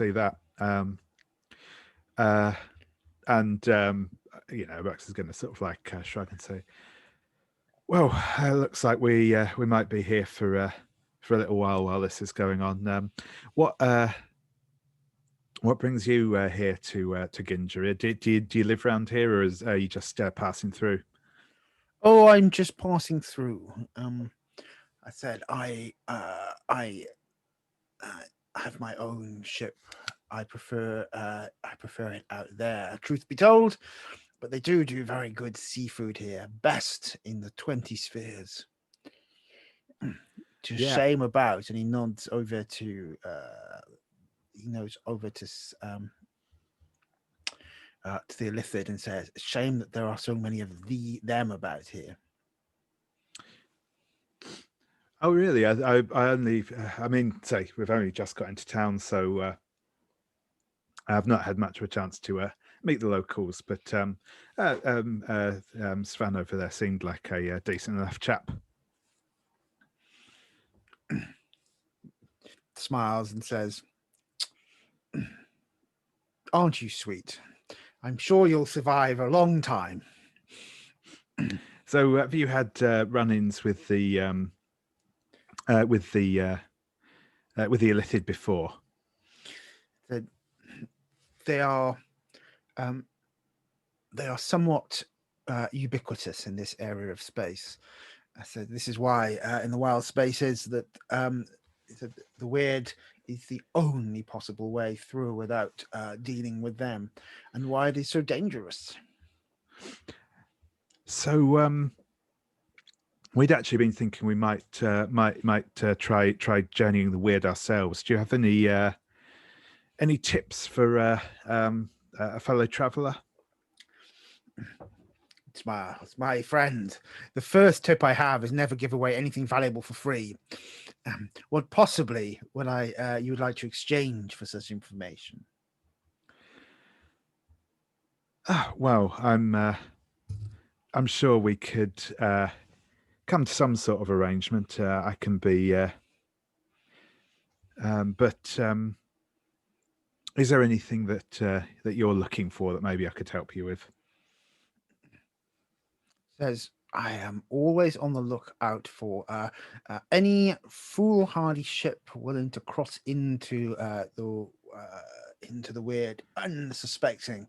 Upon which point I shall pounce upon it and steal all of its goods and people. But you seem nice, so I will warn you of that in advance. Piracy, eh? Excellent. I've always thought pirating sounds like a bit of I mean, you could say we're not in entirely distinct fields of enterprise. Are you looking to join up? I've already got my I've already got a crew at the minute that I'm still good with, but if I'm looking for a change of pace, maybe I'll seek you out again.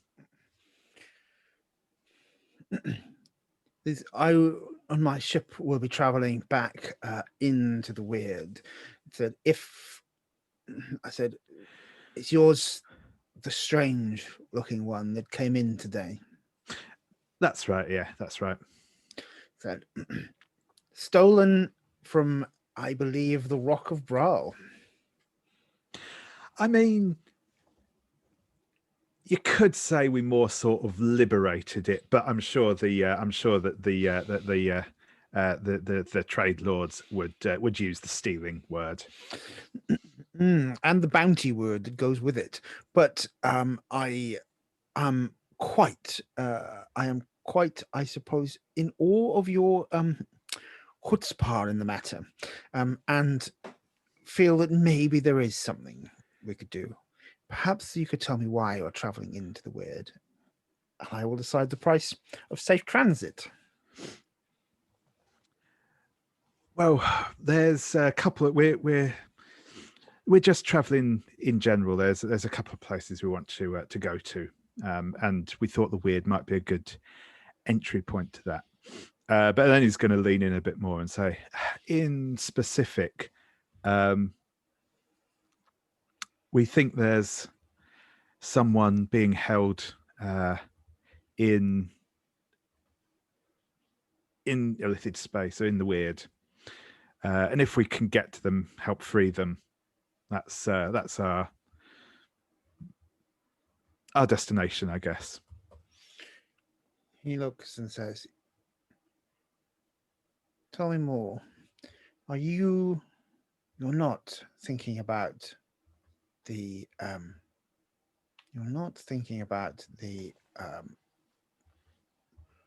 prison, are you?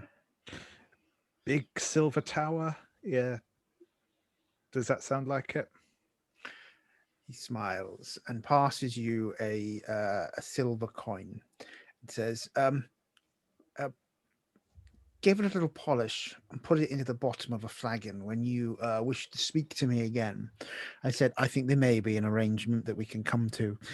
In the meantime, I think your friend is about to get into trouble. And he points across, I think, to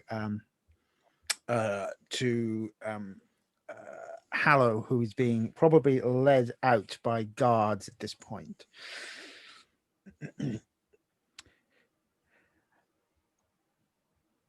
Oh dear, it looks like there must have been some sort of misunderstanding about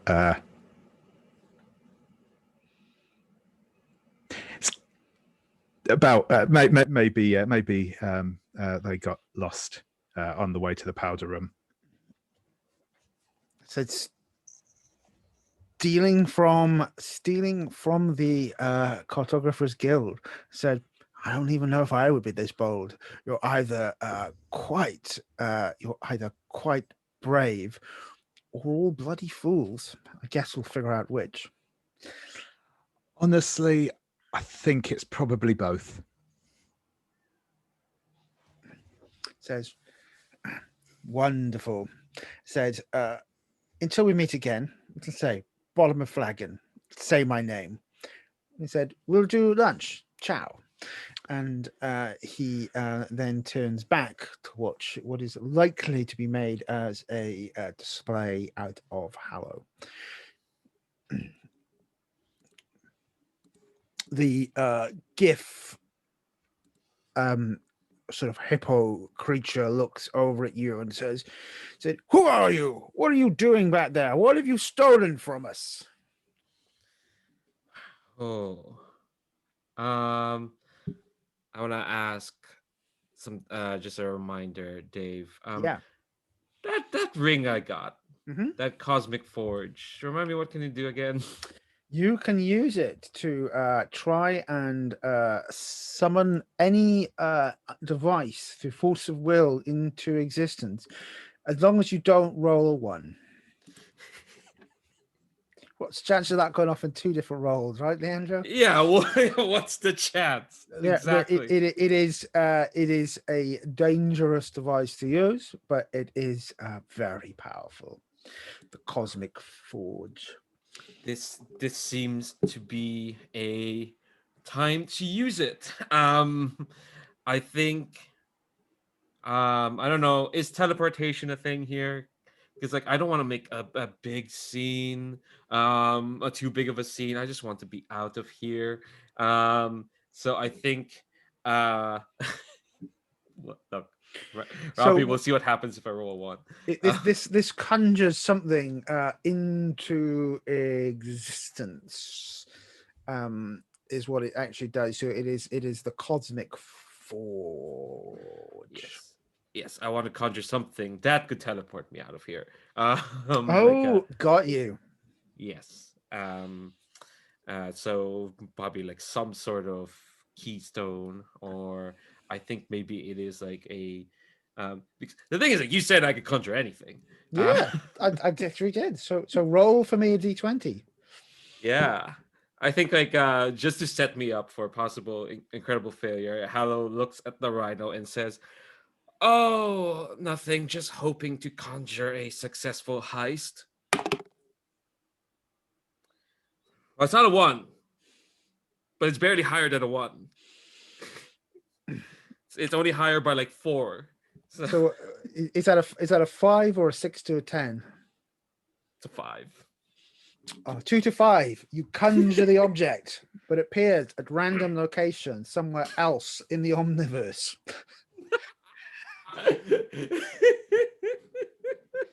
Amazing. So there's a moment where there is a family sitting around a table waiting for dinner, and almost a teleportation keystone appears there and goes, "What's this?" And one of them touches them with a poof. I think I just want to add, like, because when nothing happened, Hallow was just like, "Well, I did say hoping." And let's see how Varin wants to not Varin, sorry, how Abraxas wishes to react to the sort of thing. The gift looks at you and said, "Your hopes are in vain." I said, points to one of the wizards saying, "Turn it to stone. Make it a reminder that the cartographers are not to be fooled with." So sorry about this, ladies and gentlemen, everyone else. I think it looks like our automaton has been malfunctioning again. I thought it was acting a bit strange earlier. It must have been something to do with when we crossed into the sphere. Must have fritzed their personality matrix or something. they seem to be acting quite out of character. I do hope they haven't been causing you any trouble.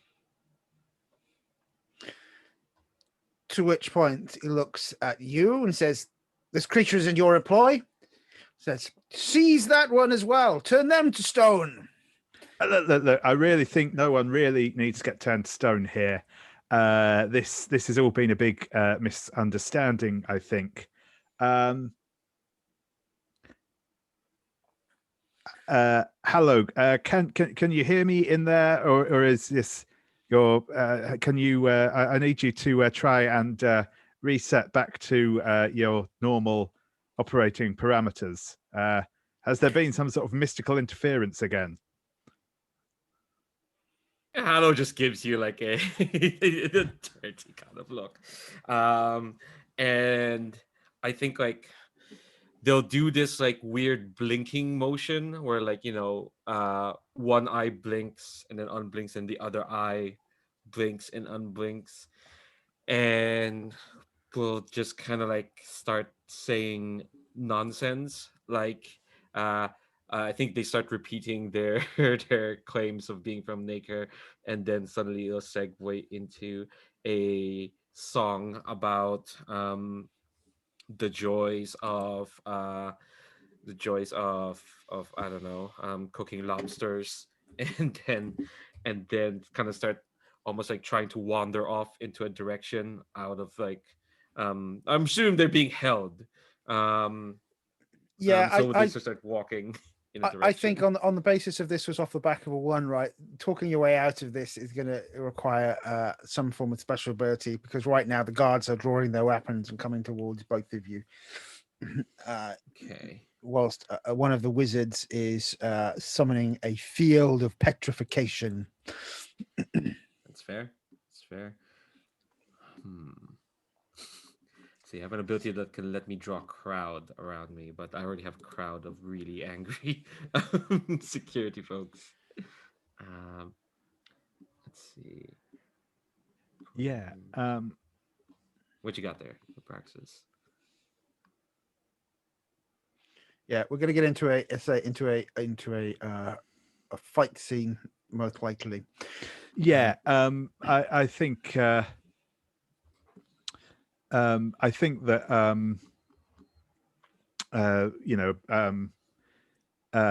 Abraxas is going to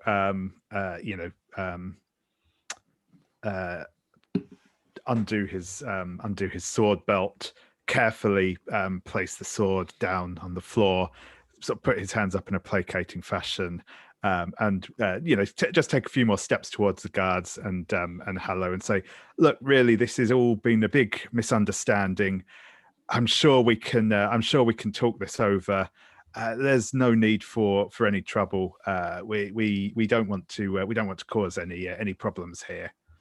And I think he's going to try and try and keep them, if possible, keep them distracted long enough to try and get closer to the wizard.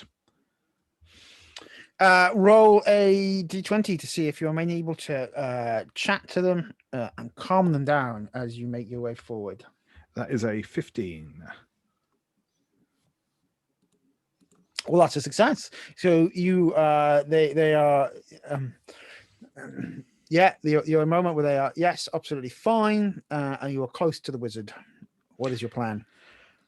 I think at that point, it's still clear at this stage that they're not they have no intention of not locking us up. Right? They don't seem to be in the mood for negotiating.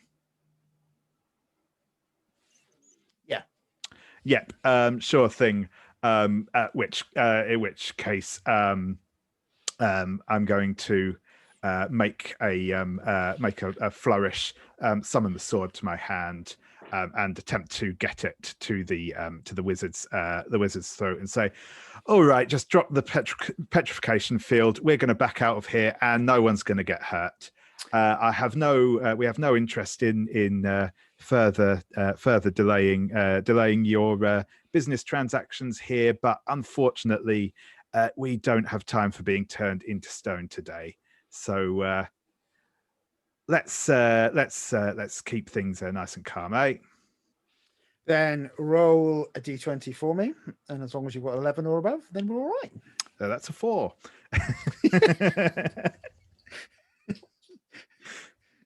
To which point you put you grab the wizard, putting the sword to his throat and saying this big prong thing. He goes, and the gift looks at you and he says, "Dear, wizards are cheap." And he pulls out a flintlock and shoots the wizard, escalating the situation. Elsewhere in the city, bells are ringing everywhere, as if the city is on high alert.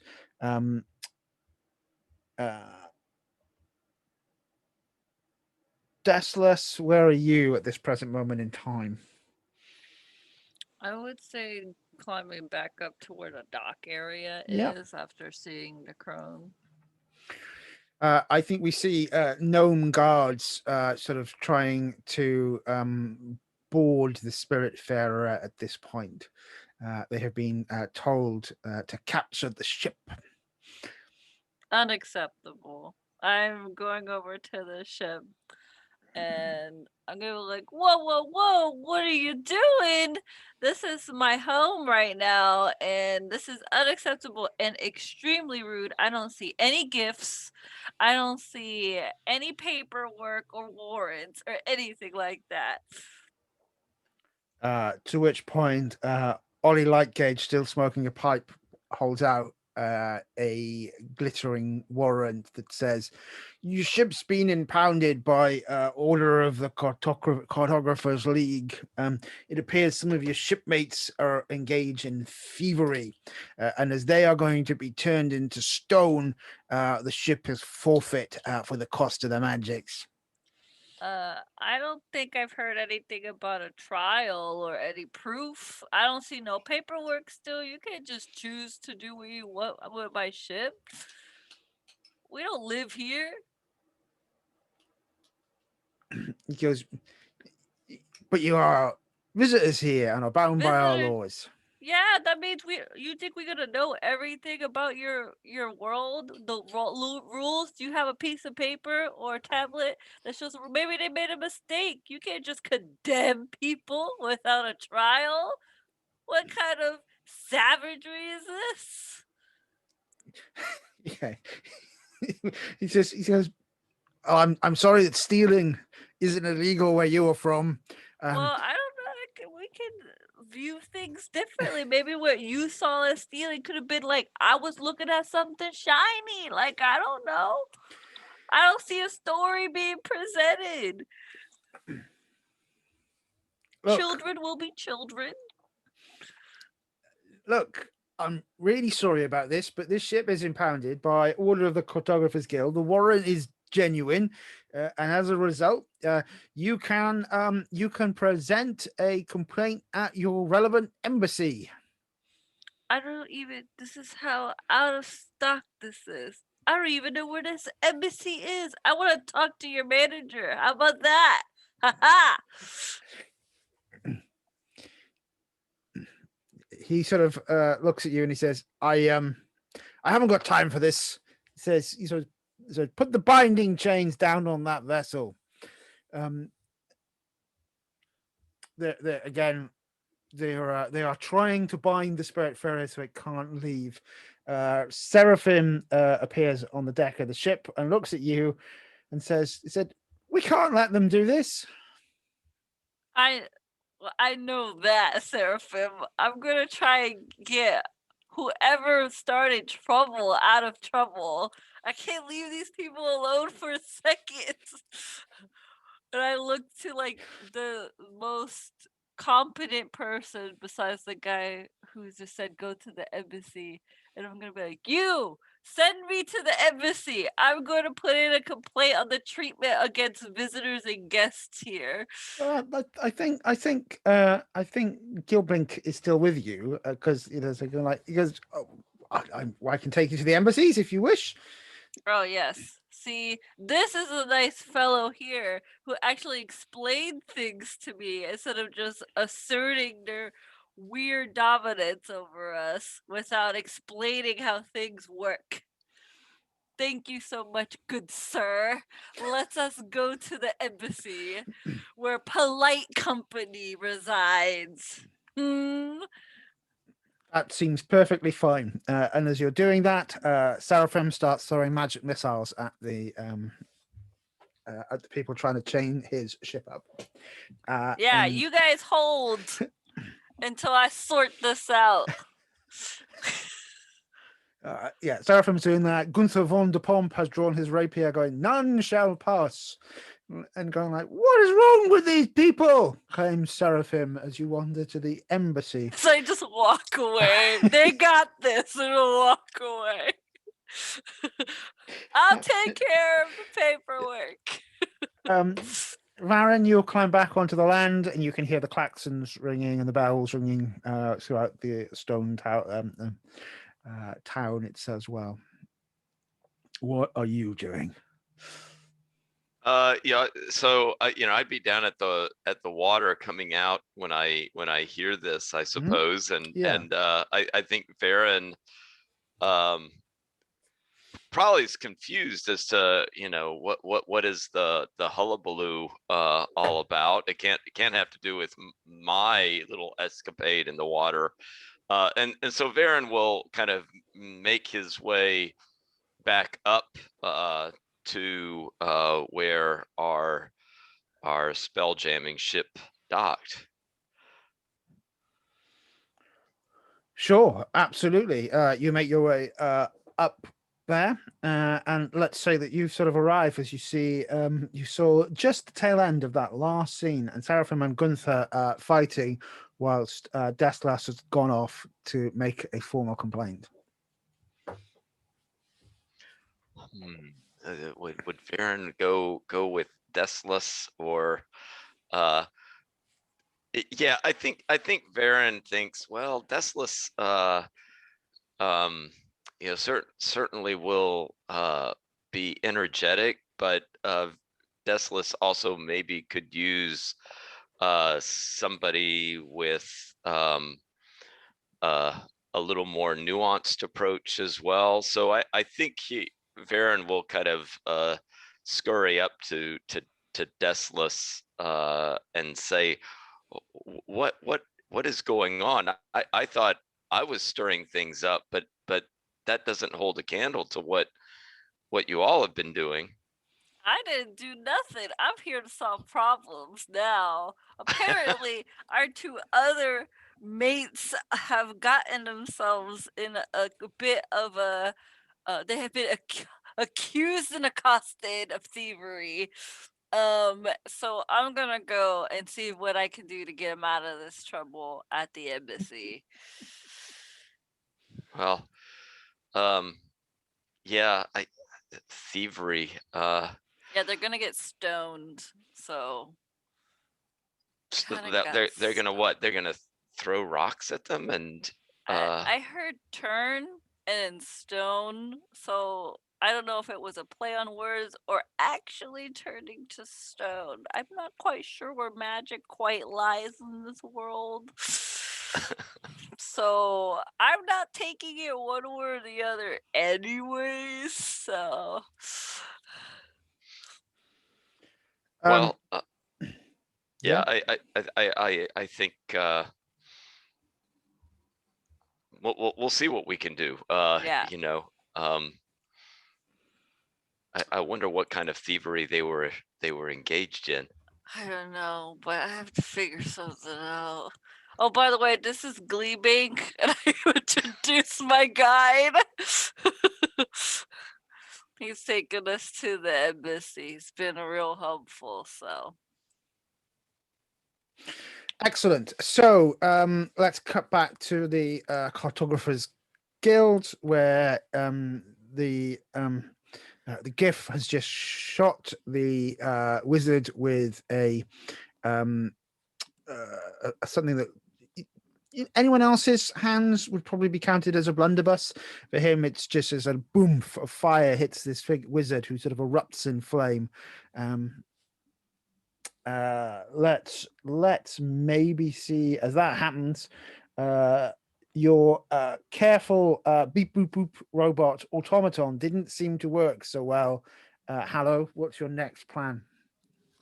I guess we're getting into a fight. Like kerfuffle, so to speak.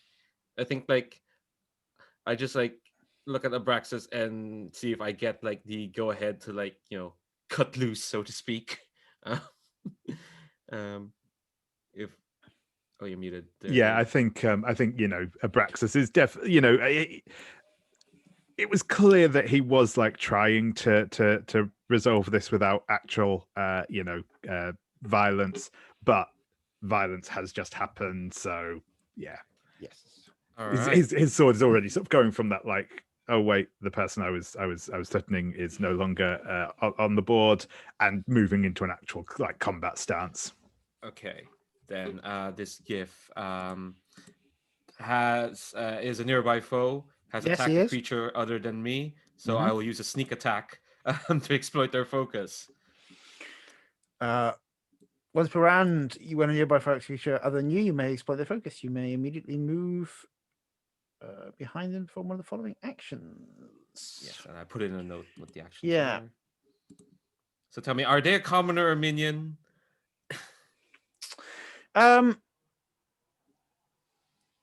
Probably yes. I would count them as a minion. They're not a major boss, right? So yes. So you can knock them out, or you could kill them on the option B or option C.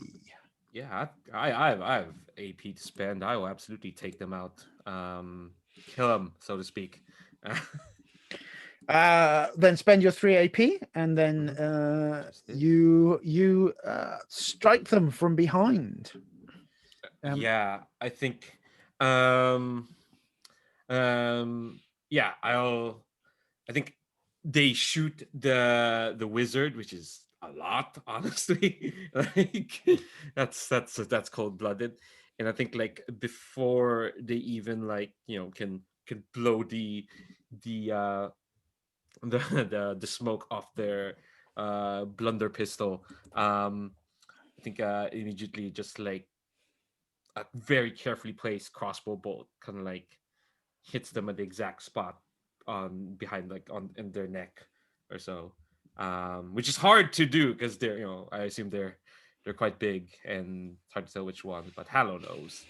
um and I think like they'll just fall down to the ground, and Hallow has produced their small crossbow that they have hidden under their things. Their blunderbuss sort of scatters across the floor, and yes, you're in a scenario where you sort of everyone gasps at the escalation, but people are, I think, probably frozen for enough time that will allow you to make an escape, but that you are still shut in. So it's how you're going to make your escape is probably the next thing to consider. But I'm going to cut. I'm going to cut back to the equally important dueling scene in the dockmaster's office. Well, actually, you went to the embassies, didn't you? So you arrived at the embassies. I don't think either of your people have embassies here. So there are various different species that that have embassies here, and cultures. I can sort of see you in front of a poor high-eared elf looking very confused, potentially, as Deslas gives their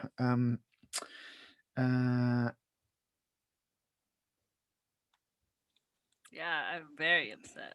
Very upset how my friends are being treated. So I'm just like, so yeah, that's what happened on that side of the story, because they didn't even show me paperwork or explain to me in detail. They just said, oh, by the way, we're gonna stone your friends because one of them may have been caught stealing with and if they didn't even talk to us before trying to condemn our ship, because like even by hypothetically by chance they did do something, why is the rest of us innocent people condemned but I digress. So I want to have a fair chance, and then plus also, why are guests just treated so awfully, so quickly on this world? I thought you guys were merchants and good at negotiations instead of just condemning people to stone. Sort of the elf is sort of looking at you and goes, "But are you an elfish citizen?" I don't live here. Says, and what do you want me to do? I want you to get the authority, because this is like a delegate, like not from this world representative. I want my friends to not immediately be stoned, please, and talk it out over, wine. Wine is good. Said, and will you be accepting citizenship of the Elvish Alliance? What? Why do I have to accept the citizenship? I'm a citizen of my ship, is what I'm a citizen of. What if we have our own rules? You're supposed to just know our rules versus your rules? The poor elf has never been bamboozled in such a way before, so I'd like you to roll a d20, Deslas, to see if this elf gives way.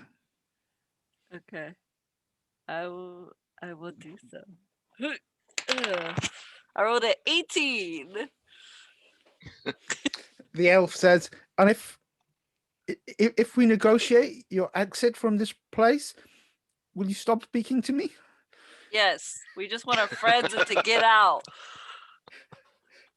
I'm sure I can achieve something. And good. the elf takes a cold cloth to their head and going, who was that strange person?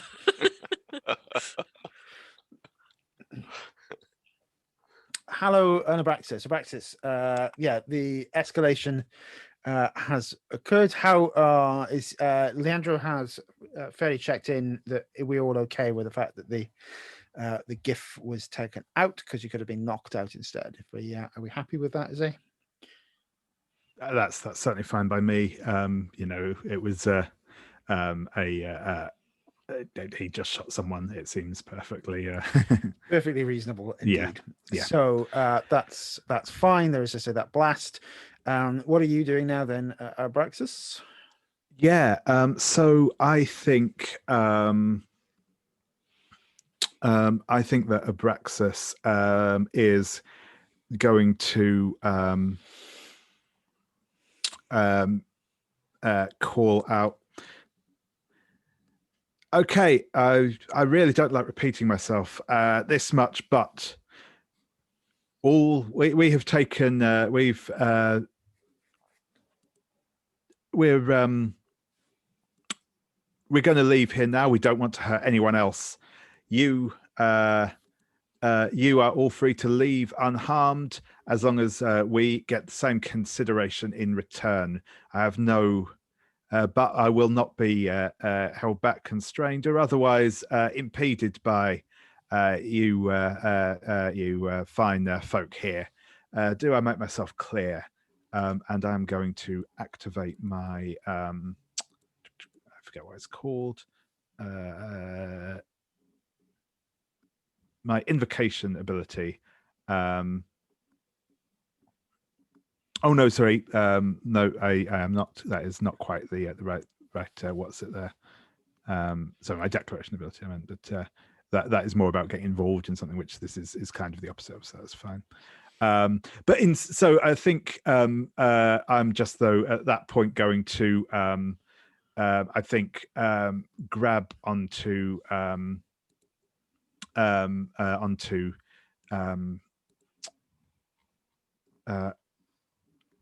Hallow and basically just attempt to beat a path to the exit essentially. Okay, so if you're not using any particular abilities, it's just at this point again, I think a d20 roll to see Yeah, if sure thing. Oh, that is a 20. to which point the fact that your friend has just stabbed up the GIF in the room, everyone sort of steps back, and you're allowed. You sort of the doors open. Upon which point an elf dives in and says, I have a letter from the elven ambassador offering them free travel, upon which point they will leave this place. All crimes are permitted under diplomatic immunity presented to the elves on the sole accord that the creature known as Deslas will never speak to the ambassador again.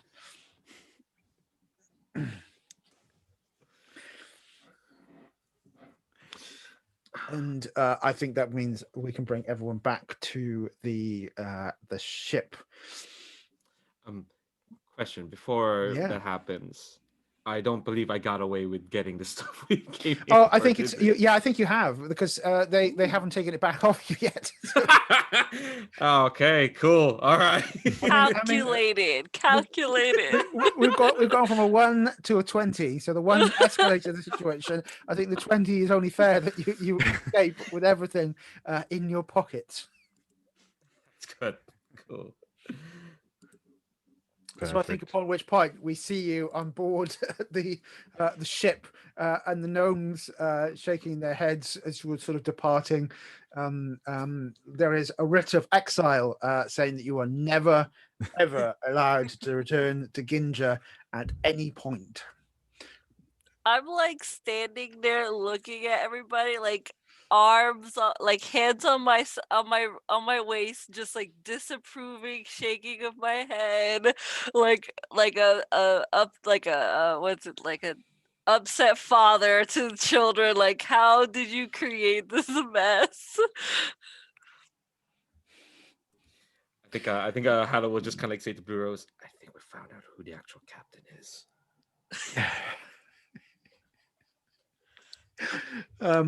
I don't think we'll pick up there with the ramifications of this in our next session, as we are 10 to the hour. Remind yourself that you have completed the adventure, so please add another 5 adventure points to your total. Oh, I have another question. Sorry Yeah. for rule stuff. The spies magic items, they count to my inventory, right? Ooh, I don't know. I don't think like, so. Do they? Because I think there's an ability that involves like a bag. Let me double check that for you, because I've got my I'm running this with my regular off group as well, and I've got a spy there, so I need to check on the spy in the inventory. Okay. I think I'm perfectly fine if it does, because I see. There is one of the abilities I can get is a blink pack, which is a magic messenger bag. It says spy items stored in the bag do not count against your inventory limit. So I assume that means that magic items that are like abilities do count to my inventory, because the way the blink pack works, it can store things in a secret shadow plane. It's sort of I'll double check, because I think it's probably I think it seems cruel that takes up your inventory as a base of your powers, but I will have a look, and I will ask on the Quest Discord server if I'm unsure, but I will check that for you. Cool, thanks very much. Cool. Shall we do a quick round of starts and wishes to come to the end of the game today? Let's go in Carrot to keep an order today, and stars first and then wishes afterwards. So Leandro, any stars? That was a lot. I think I have stars for everyone, just some great character stuff. Deslas and and this was like a wonderful chill lunch with their guide, and then making an offering. The journey from like, yeah, I'm in a new place with look at all the skies and whatnot. Hey, let me find a god. Oh, what what is this injustice? was beautiful. I love Varin immediately as after the gnome was like, yeah, don't go into the water. Immediately like, what's in the water? And it was really interesting seeing Abraxas like, be in the more social side, talking to the NPCs of note, so to speak, and trying to be the one to de-escalate was lovely. I think one of my favorites is like everyone was kind of fearless, in terms of like just getting stuck in, whether it's creepy NPCs, rules that are meant to be broken, and of course big star to you, Dave, for threading that all together, having to like jump from like basically 4 different strands, one after the other is a lot, but as always, great NPC work, great like just follow through. And look, I would not be afraid to fail as much as I do, if not for the fact that I know that you're there to like pick up what I'm laying down, and be able to like push the narrative in interesting ways. That's the fun of failing, right?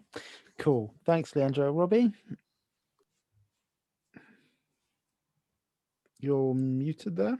Yeah, I enjoyed the session a lot. I do like the way that Deslas and Abraxas, who are more of our fighter types, were both also kind of engaged in these kind of strange negotiations, and Hallow, where the dice rolls just keep on pushing us into kind of interesting situations, and Hallow remained kind of true to his well, I was going to say unpredictable, but maybe now it's becoming predictable that Hallow is going to find himself in the most awful messes. And yeah, David, I like the way that you allowed like us to separate and kind of kept it all together. But I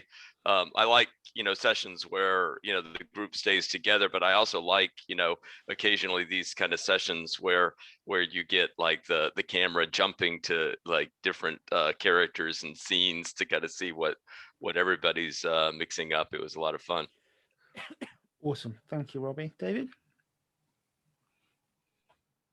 Yeah, definitely stars all around. Yeah, I definitely want to as well echo what Leandro said about everyone just kind of getting stuck into doing things rather than the opposite. Rather than just sort of like waiting for stuff to happen, but actually going out and like pulling on levers, getting stuff done was really awesome. Yeah, I really liked the seeing the shape shifting from Varin. I think a good bit of animal shape shifting is always cool in any sort of fantasy game. So it was really nice to see that brought in.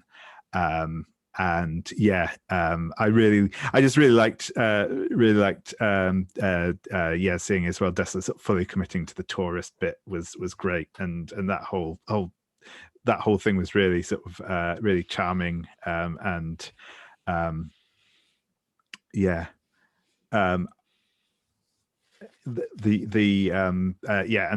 again, just I loved seeing Leandro Hallow's various like personas, guises, and what have you coming out, and that was great fun. One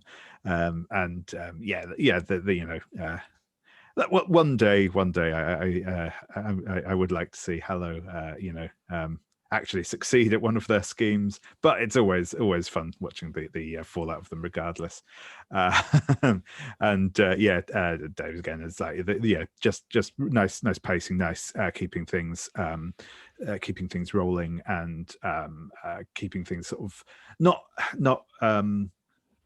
what's the word I'm looking for? Not like contained per se, but just keeping things like looping back into each other, so there's still like a bit of coherency to it. I think is good as well too. So yeah, no, thank you very much. It was a very good fun session. Cool.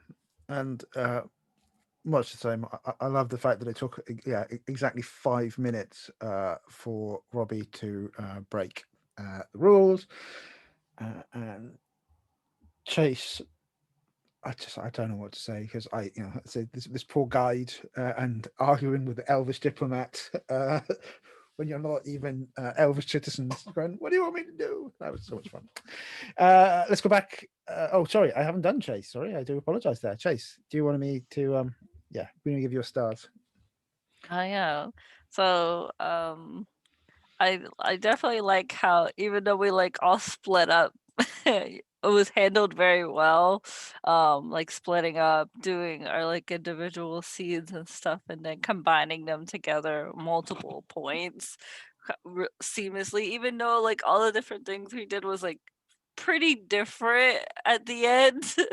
It still managed to all tie in together, so that's something that's really great.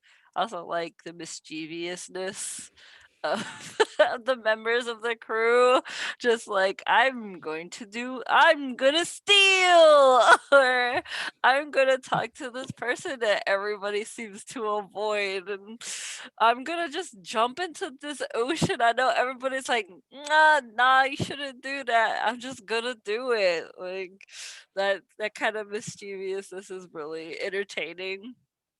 I So much so that I actually wrote in how many I put times rescued next to all of your names, so every time I rescue you guys, you get a tally, just letting you know.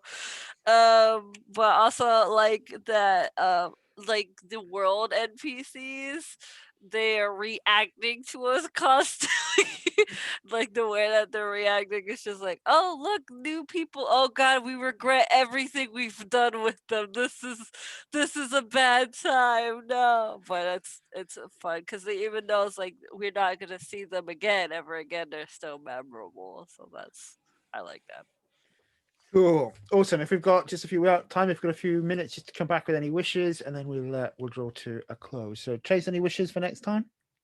I'm ready to see the aftermath of like more of the player character crew people motives being unveiled, because now we're starting to see where the lengths of everybody's willing to go to get information, and like sharing that is going to unveil kind of what kind of rules does the ship want to take for future kind of roles for worlds. It's going to be interesting. Cool. David?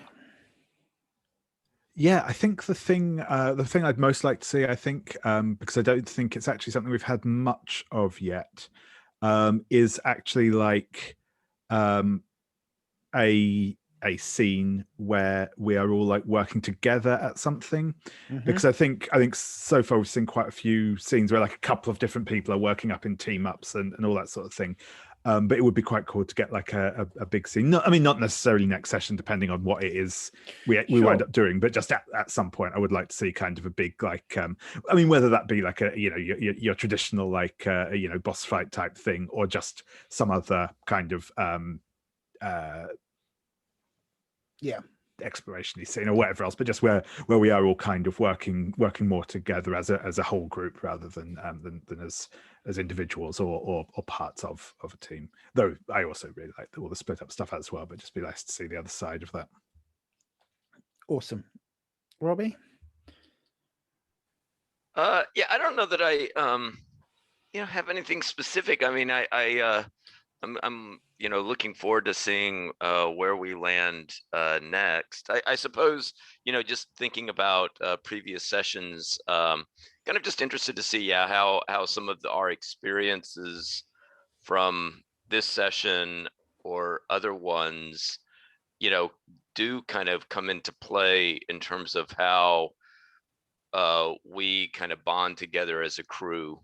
But after like this last session where we were off kind of experiencing different things, perhaps learning different things about ourselves and about this area of space, of how we kind of now that we're back on the ship, how we kind of bring those threads back together will be interesting.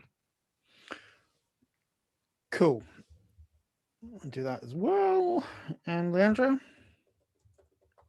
Yeah, I think I got two things. One is for myself. I want to roll that Cosmic Forge a bit more, mainly because I figured out a backup character in case I roll a 1, which usually is a 1 in 20 chance, but that might be, I might have higher chances of that than most people. But yeah, I figured out a backup in case Harrow corks it, failing that roll. Which for anyone who's watching, the consequence for rolling a 1 is you crumble to dust and are destroyed. The ring falls to the ground waiting. Don't worry, if that happens, the backup's a doctor, so it'll be great. And the other wish is like, yeah, I think this is like part of the whole what Robbie said about getting and David said about getting characters working together. But I think what will get characters to work together, I think a big old fight scene. I think we've done quite a lot of like talking, and now we're going into the weird. Because I want to see some of the more fighty abilities, because I think this was there was quite a few talking, so I got to use some of my stuff, which is again a lot of like Hitman style social sneaking through. But I want to see some of the cool stuff that people can do that involves changing the terrain, or drawing people in, and fighty stuff. I mean, I just saw Abraxas has a move that can let them summon a Warhammer. What's up with that? You just make that show up. So I think that's what I really want to see, if that's Cool. okay with folks. I think we can definitely run that. I mean, I'm quite scared because Deslas is terrifying even before they start fighting. Never mind actually fighting, right? Cool. All right, gang. Thank you so much for your time today. That is the end of our session. For anybody watching, thanks for watching along.